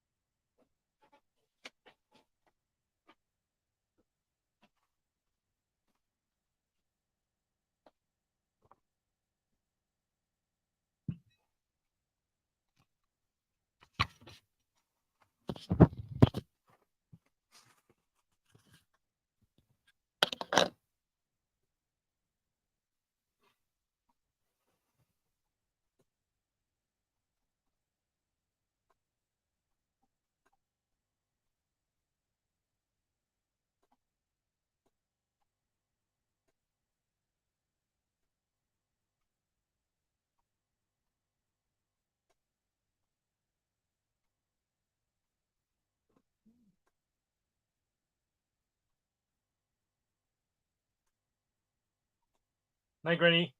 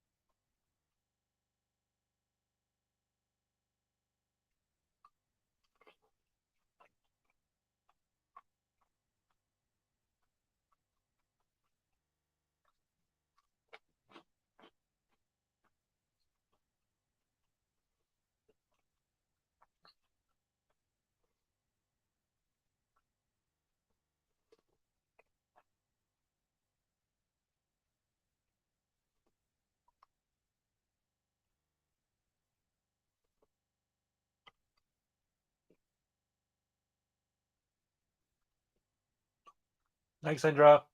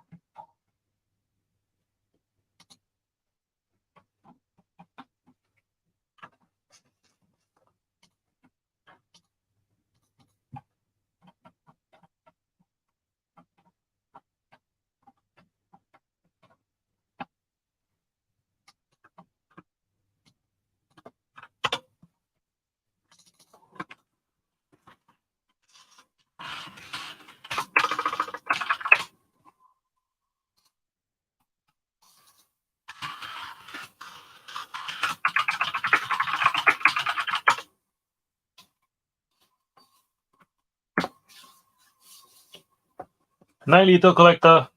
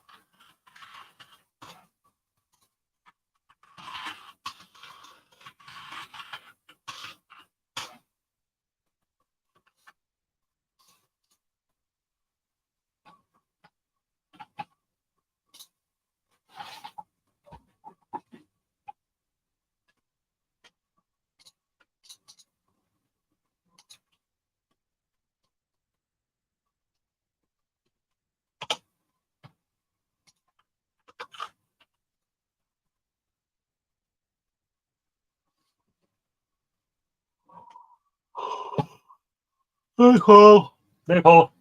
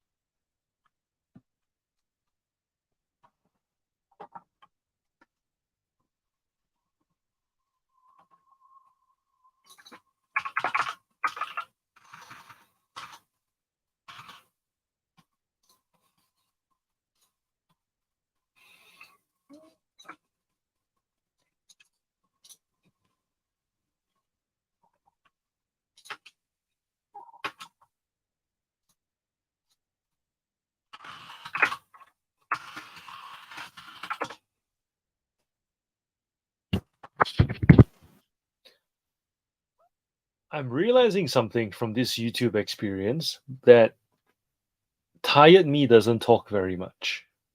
You know, some people they will talk and talk and talk and talk and talk and talk and talk and talk and talk.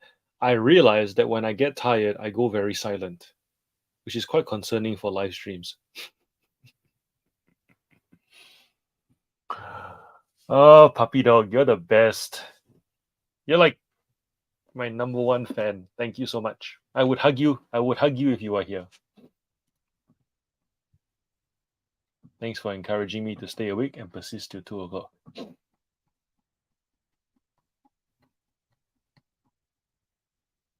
Please know this is not torture, and I'm not suffering doing this whole live stream thing. Very much can continue doing it, and it will continue to be happening. I think I just I just committed to too much. I think last week, and I'm also heading up the Father's Day event for the kids at school in a week's time as well. Like planning a bunch of games for them, so that's gonna happen. Yeah.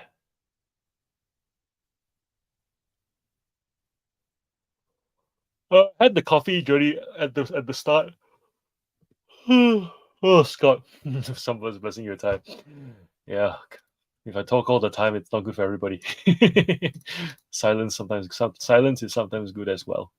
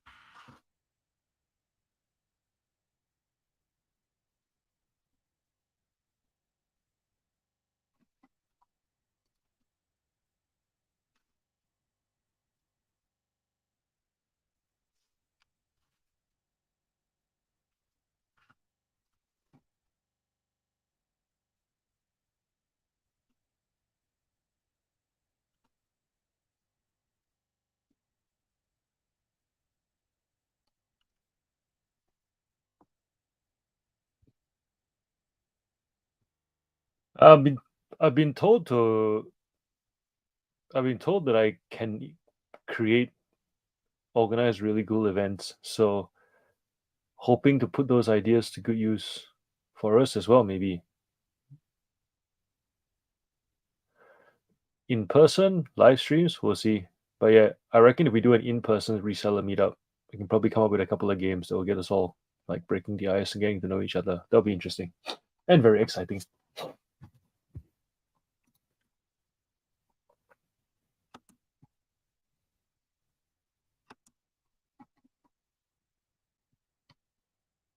Oh yeah, the Vegemite game is a very common game you use to teach kids how to give instructions. And yeah, it's pretty funny watching them like come out and they're like super proud that they've given these instructions like a lot of thought, and then you you try and screw it up at the first instruction, and then because the first instruction is so messed up, you can just look at them going, no, no, no, that's not what you mean. One of the kids tried to like grab my knife and fix it for me, and I was like, nope, don't touch my stuff, don't touch my stuff.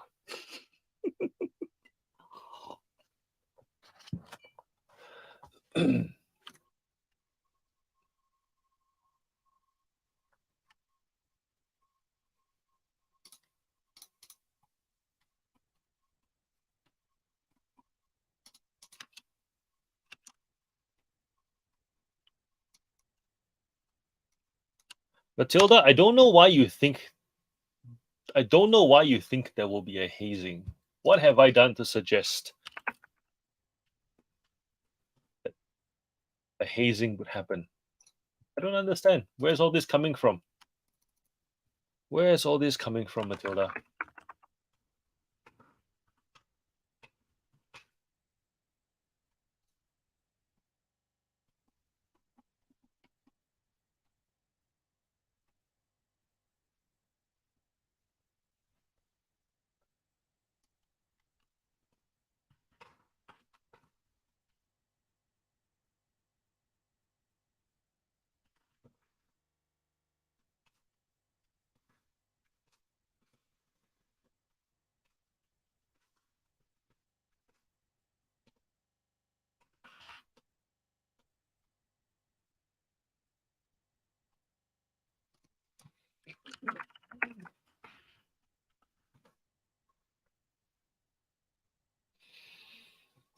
Making Chris sit awkwardly on a bench is not a hazing. It was meant to be a random transition, and it worked out really well. And he understood that that was what we were doing.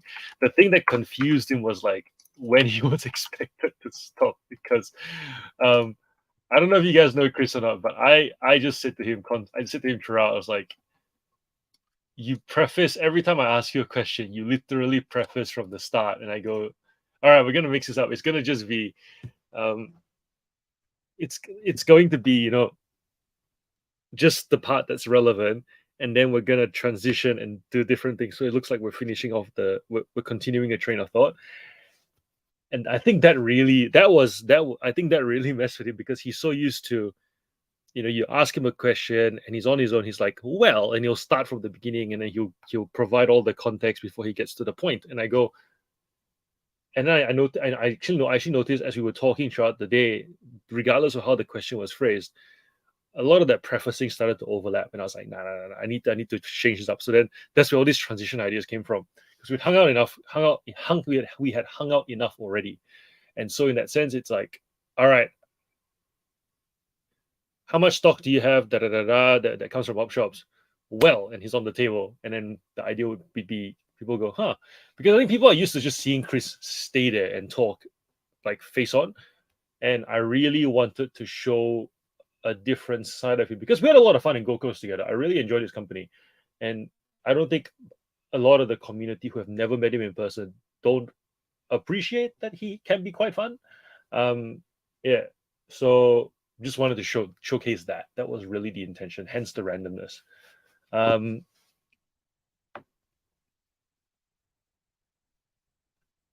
it was just being polite. Nice, cool. I mean, it's at some point, some of the ideas came from him as well, believe it or not. The high five to the cow was his idea. The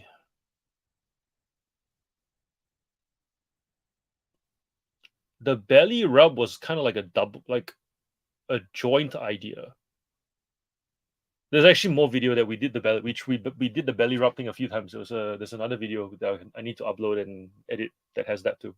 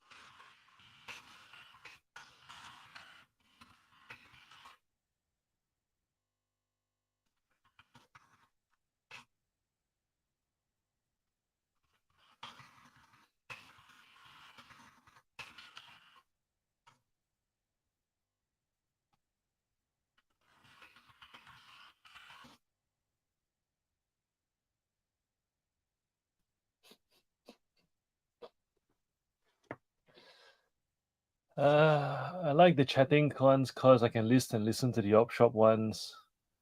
And listen the op shop ones, I have to watch and check out what you are buying. Yeah, that's true. Where you were side by side and you got him to a high five. Yeah. So we essentially where essentially we just wanted to randomly swap seats and then swap back and then high five and then end up in the car. Um,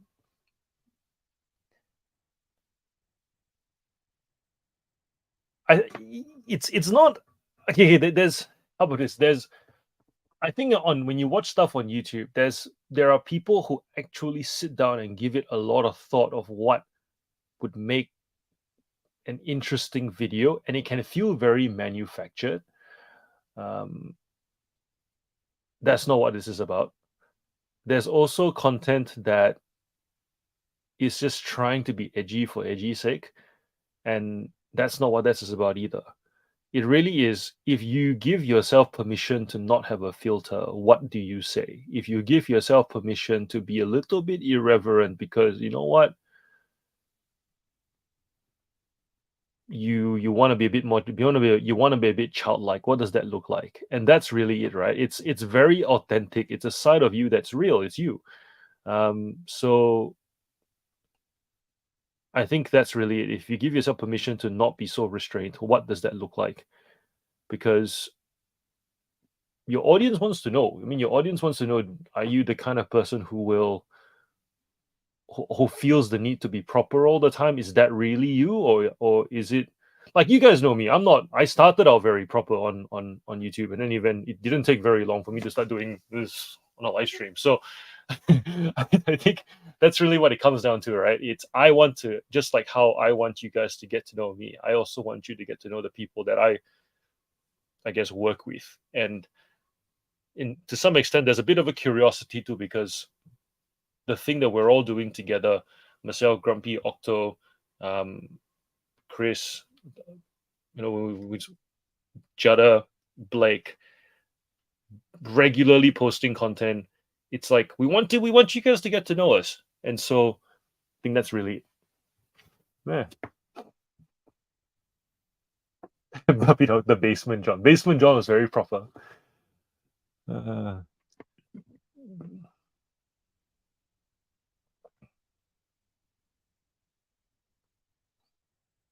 I get excited for toys too, Jody. Every time I see cool toys, cool toys, and I think it's a lot more forgiving now because I've got like little kids. I do wonder what it'll be like when my kids are teenagers. Maybe I think maybe that's why I want them to become resellers to some degree, because then even if they're not interested in the item, at least they'll be interested in the money they can make on the item, and we can still kind of go hunting together. Um, yeah, genuine, and the viewership is authentic and organic. Yeah. I was very challenged by Mr. Beast mentioned something. He said there are viewers and there are viewers and there are fans. Um, you can always get views from doing manufactured things like your clickbaity things, your edgy things, and all that kind of stuff. And it's not really you, right? You put on a show. Like if you do Showtime and you do Showtime well, you will get viewers. Fans are people who will watch your stuff regardless of whether it's good or bad, and they follow you wherever you go. And then he essentially was saying, like, if you're building a business rather than trying to just monetize every effort from the start, you're going for fans, not viewership. And I think that's a very important distinction. So um because like with viewership, you can even like violate trust, and you'll get a new set of viewers and new set of viewers and a new set of viewers, and you keep making money, but there's no legacy there. No one really remembers you, or you can't really speak to any lasting impact for the things you say, the things you do.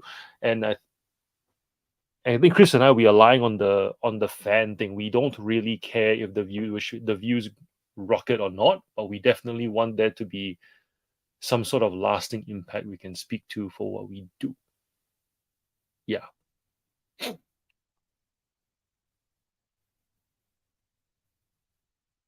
Oh, thanks, Matilda. Number one fan.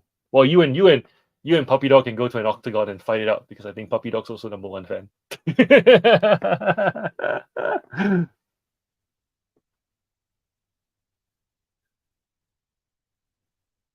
Jody really wants to do a thrift together. I can tell you, I'll be absolutely useless at a thrift store because I don't thrift. I'll just come along and chat. Rolling of the eyes when they become teenagers. Oh, that'll be fun. That'll be fun.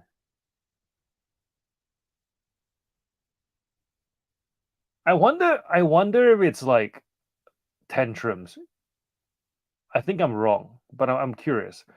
When babies throw tantrums is to see if parents keep their cool. I wonder if um I wonder if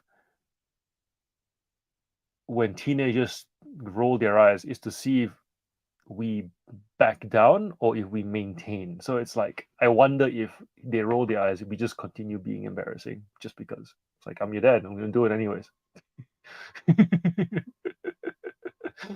I love that you guys talk back to us and aren't too busy to help us out. Yeah, I mean, it's nice to talk back. It's nice for us to be able to share what we know. Um,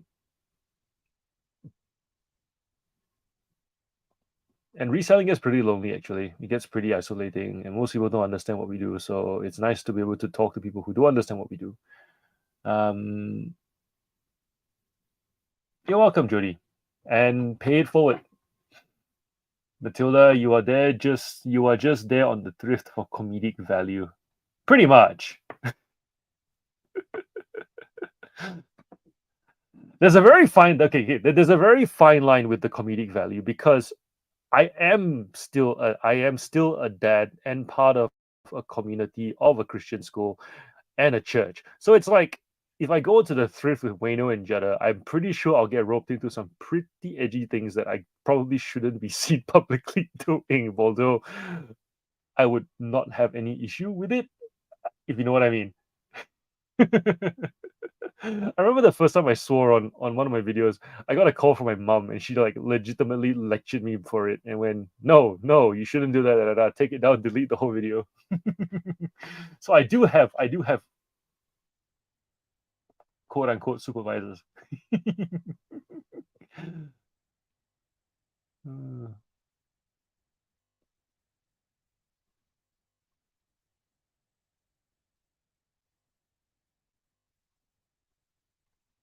We try. Shift. Bleh. Oh, the words are slurring. This is bad. I was saying to Chris the other day that I got so tired in I think it was like the last live stream where I was like yawning and my words were slurring. I think Jake Kremer mentioned that tired John is a very different John. And since I've noticed it, and went to that point about how when you do YouTube, you start to notice everything about the way you speak and the language and the words you use. Now I'm noticing those. I'm noticing the slurring coming out.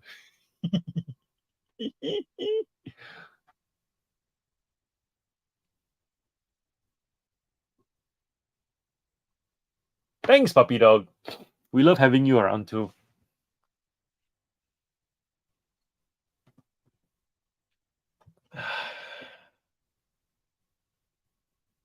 I think there's also the other thing of like when you meet someone and you can see a person, you know, the disappointment that people get. They watch someone in a series or movies or whatever, and then when they get to meet that celebrity in person, they just get this feeling like that person doesn't want to be there. And I feel like that there are YouTubers, definitely in the reselling community, there are YouTubers who you meet them in person and you can just tell they don't want they literally don't they were not looking forward to meet you in person. And then there are people who just look forward to meeting you in person. And it's it sounds like you guys think that me and Chris look forward to meeting you guys in person, which you would not be wrong. Two of us, Mel's very much a look forward to meet you in person kind of person. She's got so much energy for that. When I met her, it was like, wow, this she's literally like charged. Um, for me, it does take effort. My heart definitely wants to meet people in person, but it does take a lot of energy. Definitely comes a lot. It looks like it comes a lot easier to Mel than it does to me, and it definitely comes a lot easier to me than it does to Chris. So there are definitely levels to this as well. Yeah. When is merch coming? I'm still working on it. It is coming. It will come because there's a whole like thing in the works with it. Chris is amazing. Grumpy Granny. I feel like Grumpy Granny would actually be really good in person too. Like, um, Matilda and Puppy Dog need matching T-shirts. Done. We'll make it happen. We will make it happen. It'd be funny though, Puppy Dog. You've never actually met Matilda in person. It'll be hilarious when you meet in person because we literally have no profile pictures for the both of you. It'll be hilarious if you both actually look alike. Can you just imagine how funny would it be? Twinning t-shirts and you actually look alike.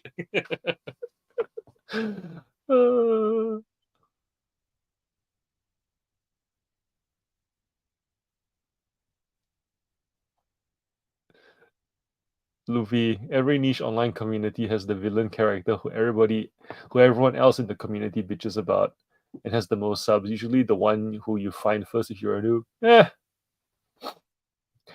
In the reselling community though, I don't think that's the case. It's like if you're a noob, you generally will find them. But then after a while, when you start watching a few other people, though, you get why people complain about the certain few because they just have a way about them. Longer videos not as helpful as the shorter videos from the other guys.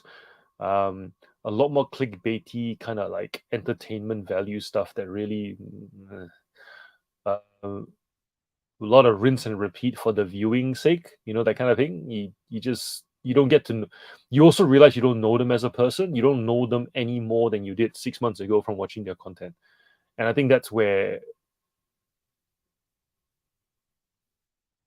it's a bit of a journey, right? Like when you start broadcasting, there's this sense of how much of myself do I share? How much of myself do I want to share? How much of myself should I share?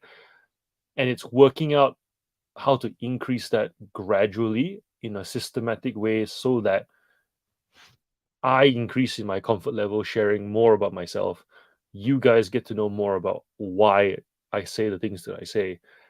And then it's very much a getting to know you, right? But then there are some channels where it's so planned out and scripted and intentional in the show that you don't actually know them any better. 6 months, a year later, you still have no clue anything about them. Like no matter how much you try and triangulate, you're like, I still have no way of figuring out if this person is legit or not. I think that's kind of those are the ones that annoy those who actually try the most. I think that's the undertone of all that bitching that comes across on social media.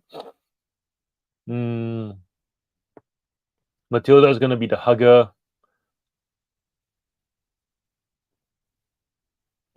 Mel's a hugger, so Matilda and Mel. Jody's a hugger. Lots of huggers. Oh.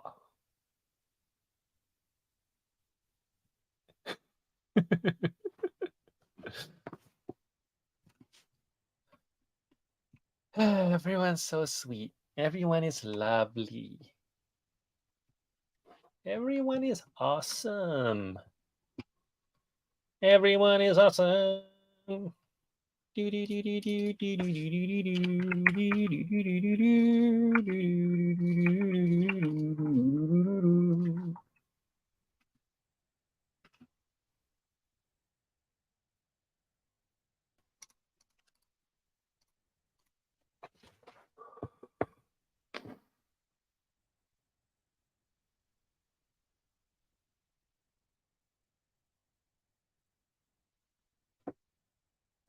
Up.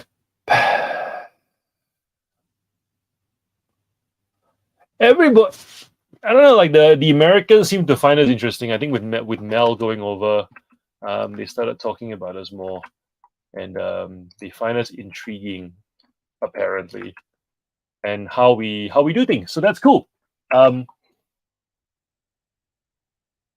different, and also different I think different values, different reasons for why we do side hustles. It's all about money, yes, but what does the money get us, and what does the money mean? And I think that's really where the intrigue is, right? Like why are why do Australians hustle the way we do? Yeah.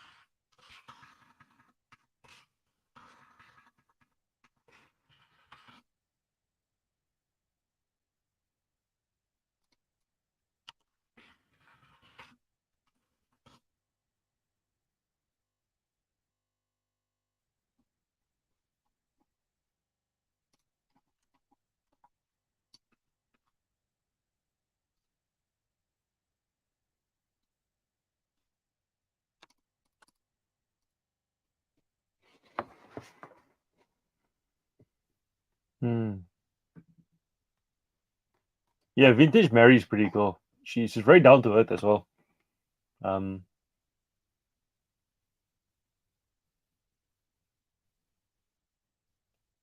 Matilda feels like there's going to be such good vibes. There's no need to break the ice, but we will still do things to break the ice anyways, because that's where the fun of the event is, isn't it? Mel mentioned Grumpy Granny on Daily Refinements channel. Now I am tired. The guy who works with Tech and Sports. Yeah. Chris Lin. Yeah, Chris Lin is solid. Very solid.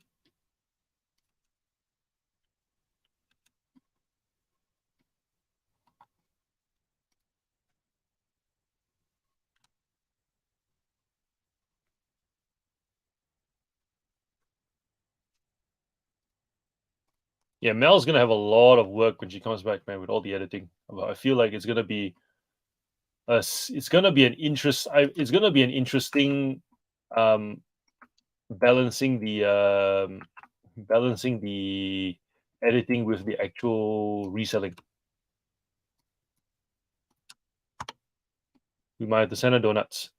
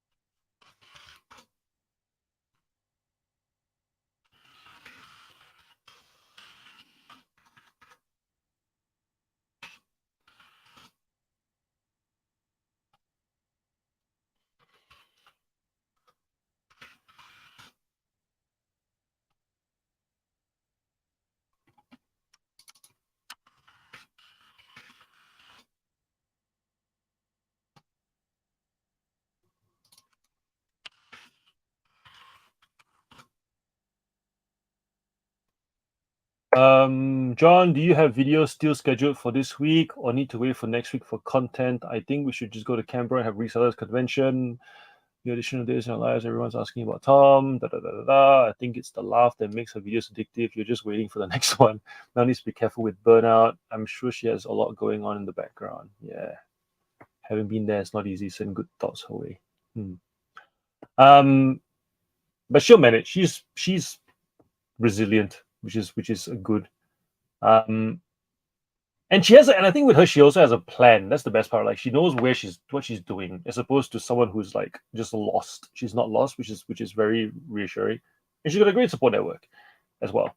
Puppy dog.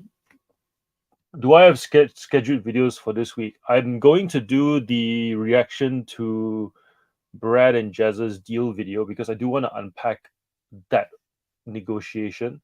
As I was watching it, I found myself having lots of thoughts on it.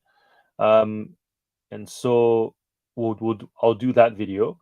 There's actually another video idea I have in mind that I want to do as well. And on top of that, I've also got all these videos I can snip up from the topics from the previous lives. And Grumpy actually mentioned not just doing reaction videos, but not just doing live videos, but actually, although was it Matino? I think it was, but Grumpy mentioned putting more like text on the videos to help with engagement, and then Matilda mentioned like adding more reactions to those videos because you oftentimes think of more things to say after the fact.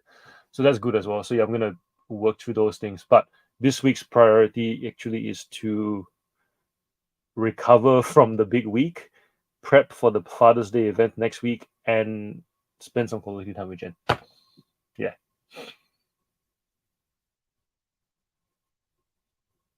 Loopy, good cop, playing good cop, bad cop. See, I thought that there's just some sequencings that some things there that I just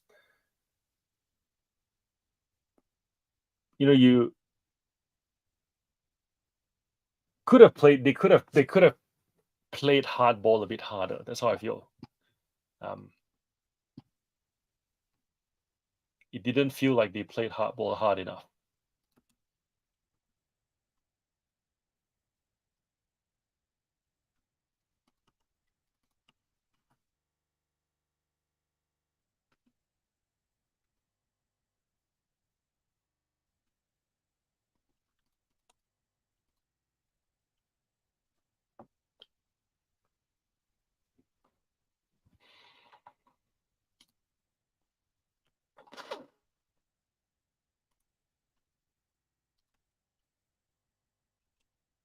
Hmm.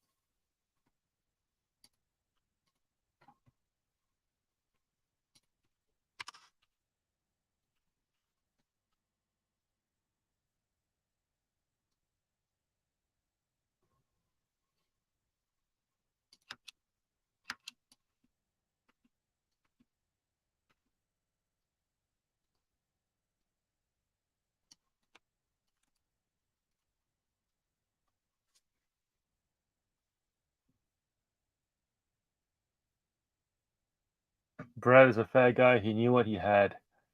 Family always comes first. Grateful for all the content you share, but even if you don't upload for months, still would be here as a subscriber. That's very reassuring. Thanks, Puppy Dog. He made it a win-win for the guy. I really respect him for that. I guess also if you're going to put it on YouTube, there's probably different boundaries, as the vendor was probably going to watch it since he knew who they were. I feel like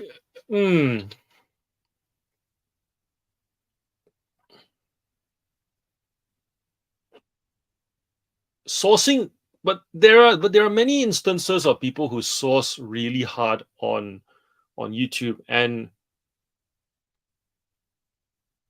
I feel like you don't have to be.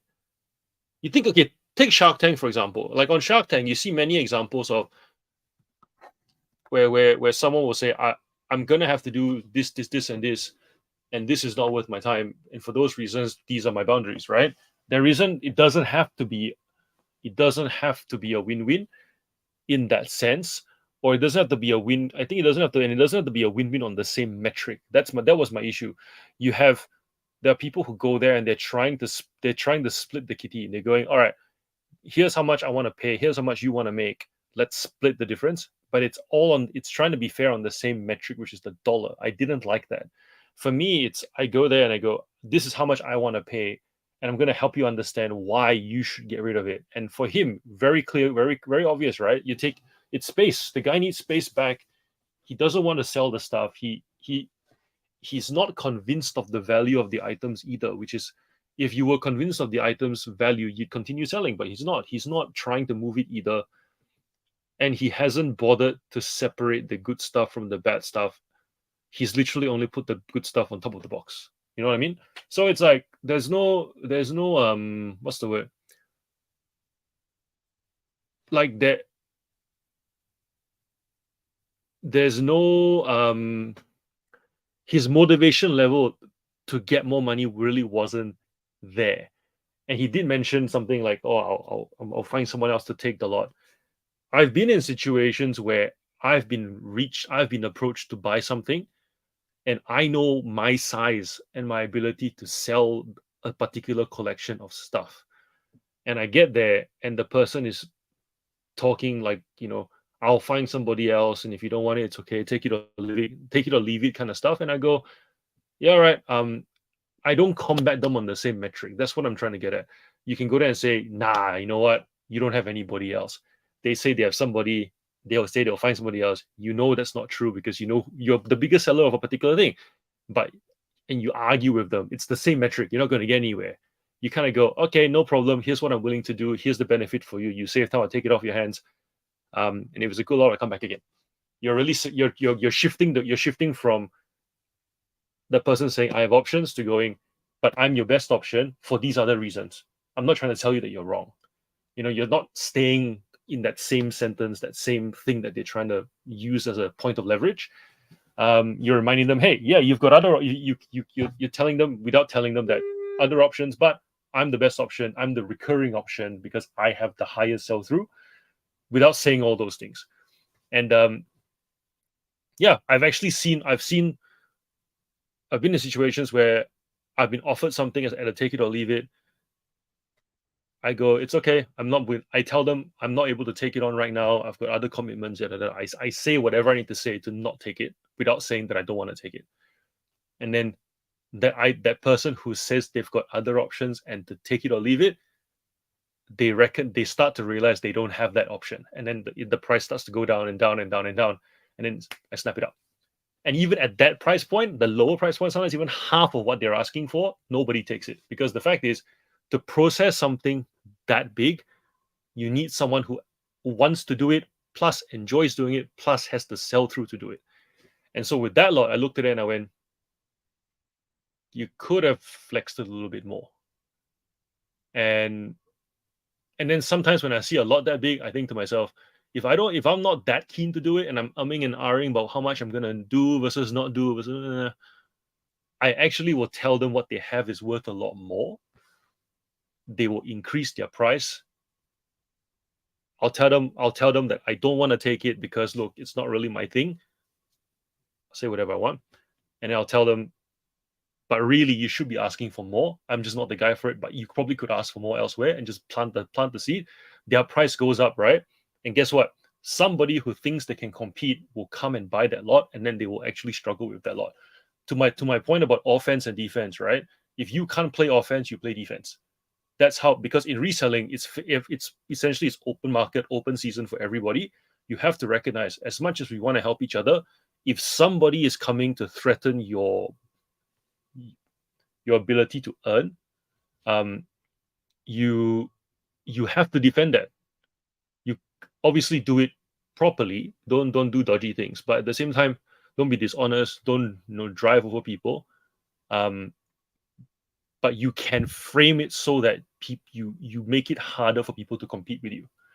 Because the fact is, there's plenty. It's not like people need to compete with you. There are plenty of people who want to become resellers. They think it's easy. They will buy up a category and then they will undercut price. They will not make any profit. They will learn the lesson the hard way. But guess what? There's collateral damage. You lose sales as well, because while they are doing whatever, while they are learning and making stupid mistakes, your sales have slowed down because they've undercut for no good reason and they cannot sustain their growth. So you owe it to yourself for building up this thing and getting this particular price point to deter that. So that's all I'm trying to say. Just deter. But yeah, that didn't happen in that video. It was like there was a bit of a, but at the same time, though, recognizing that work is work. If you don't take it, someone else is going to take it. Especially if you've experienced processing through large lots, could be a quick win.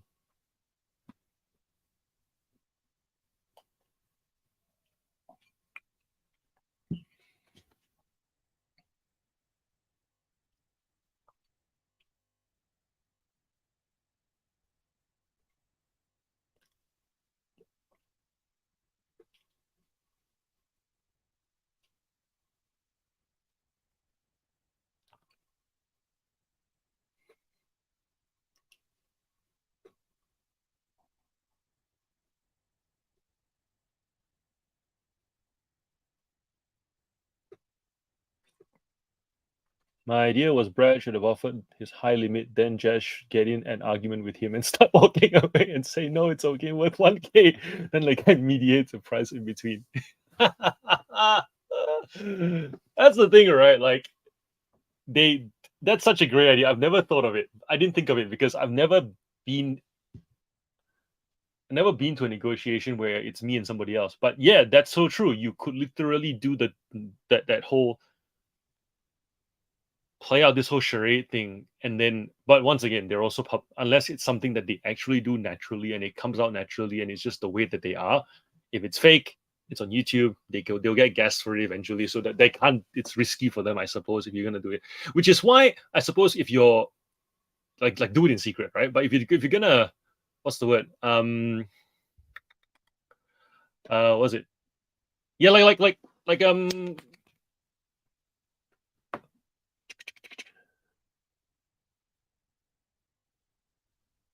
yeah, Jody's saying that I do that at night markets with my mom. So I used to go with my mom to shop for things, and that's what we would do. I'd be like, no, mom, there's like a better price. There's like a better price in the other place, and then we knew that the vendors already knew what every other vendor was selling for, but we would still reference and then throw in more information. Things like, yeah, but they said they would bundle this many for this many, and we'll come up with a scenario like it was DVDs, right?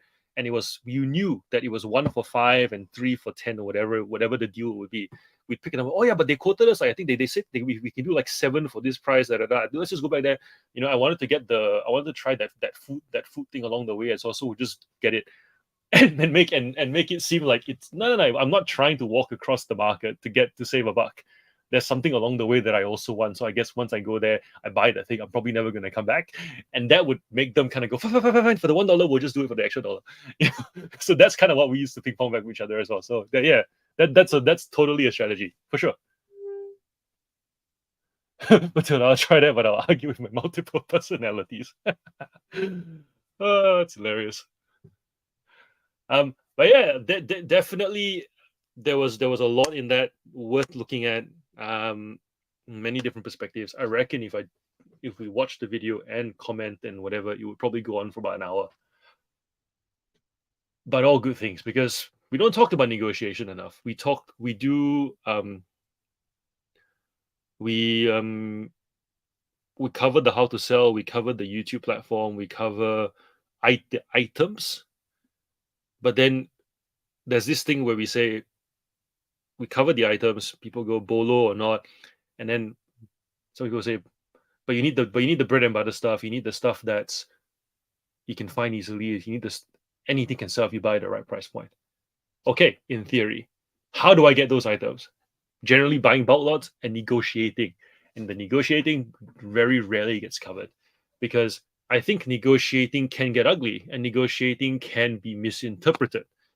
And if you negotiate hard and if you play the long game as well, um, it can almost seem sneaky.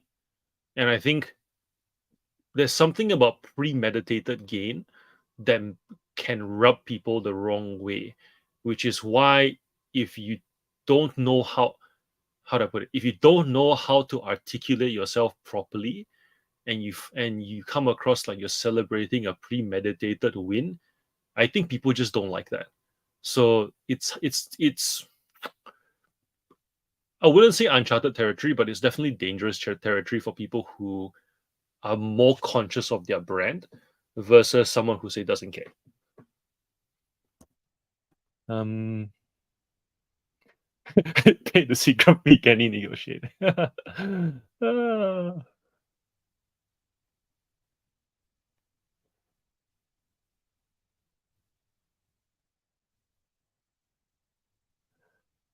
Anywho, I think it's time to wrap it up. Far out 2:30. Puppy dog, you kept me here for half an hour longer than normal. Well done, you. Well done, you.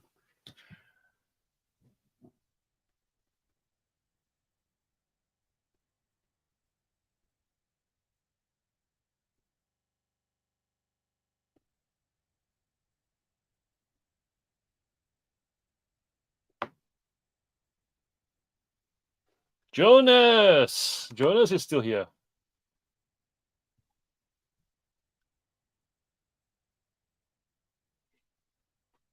Look forward to a video sometime between now and Tuesday, and I'll see you guys on Tuesday. Night.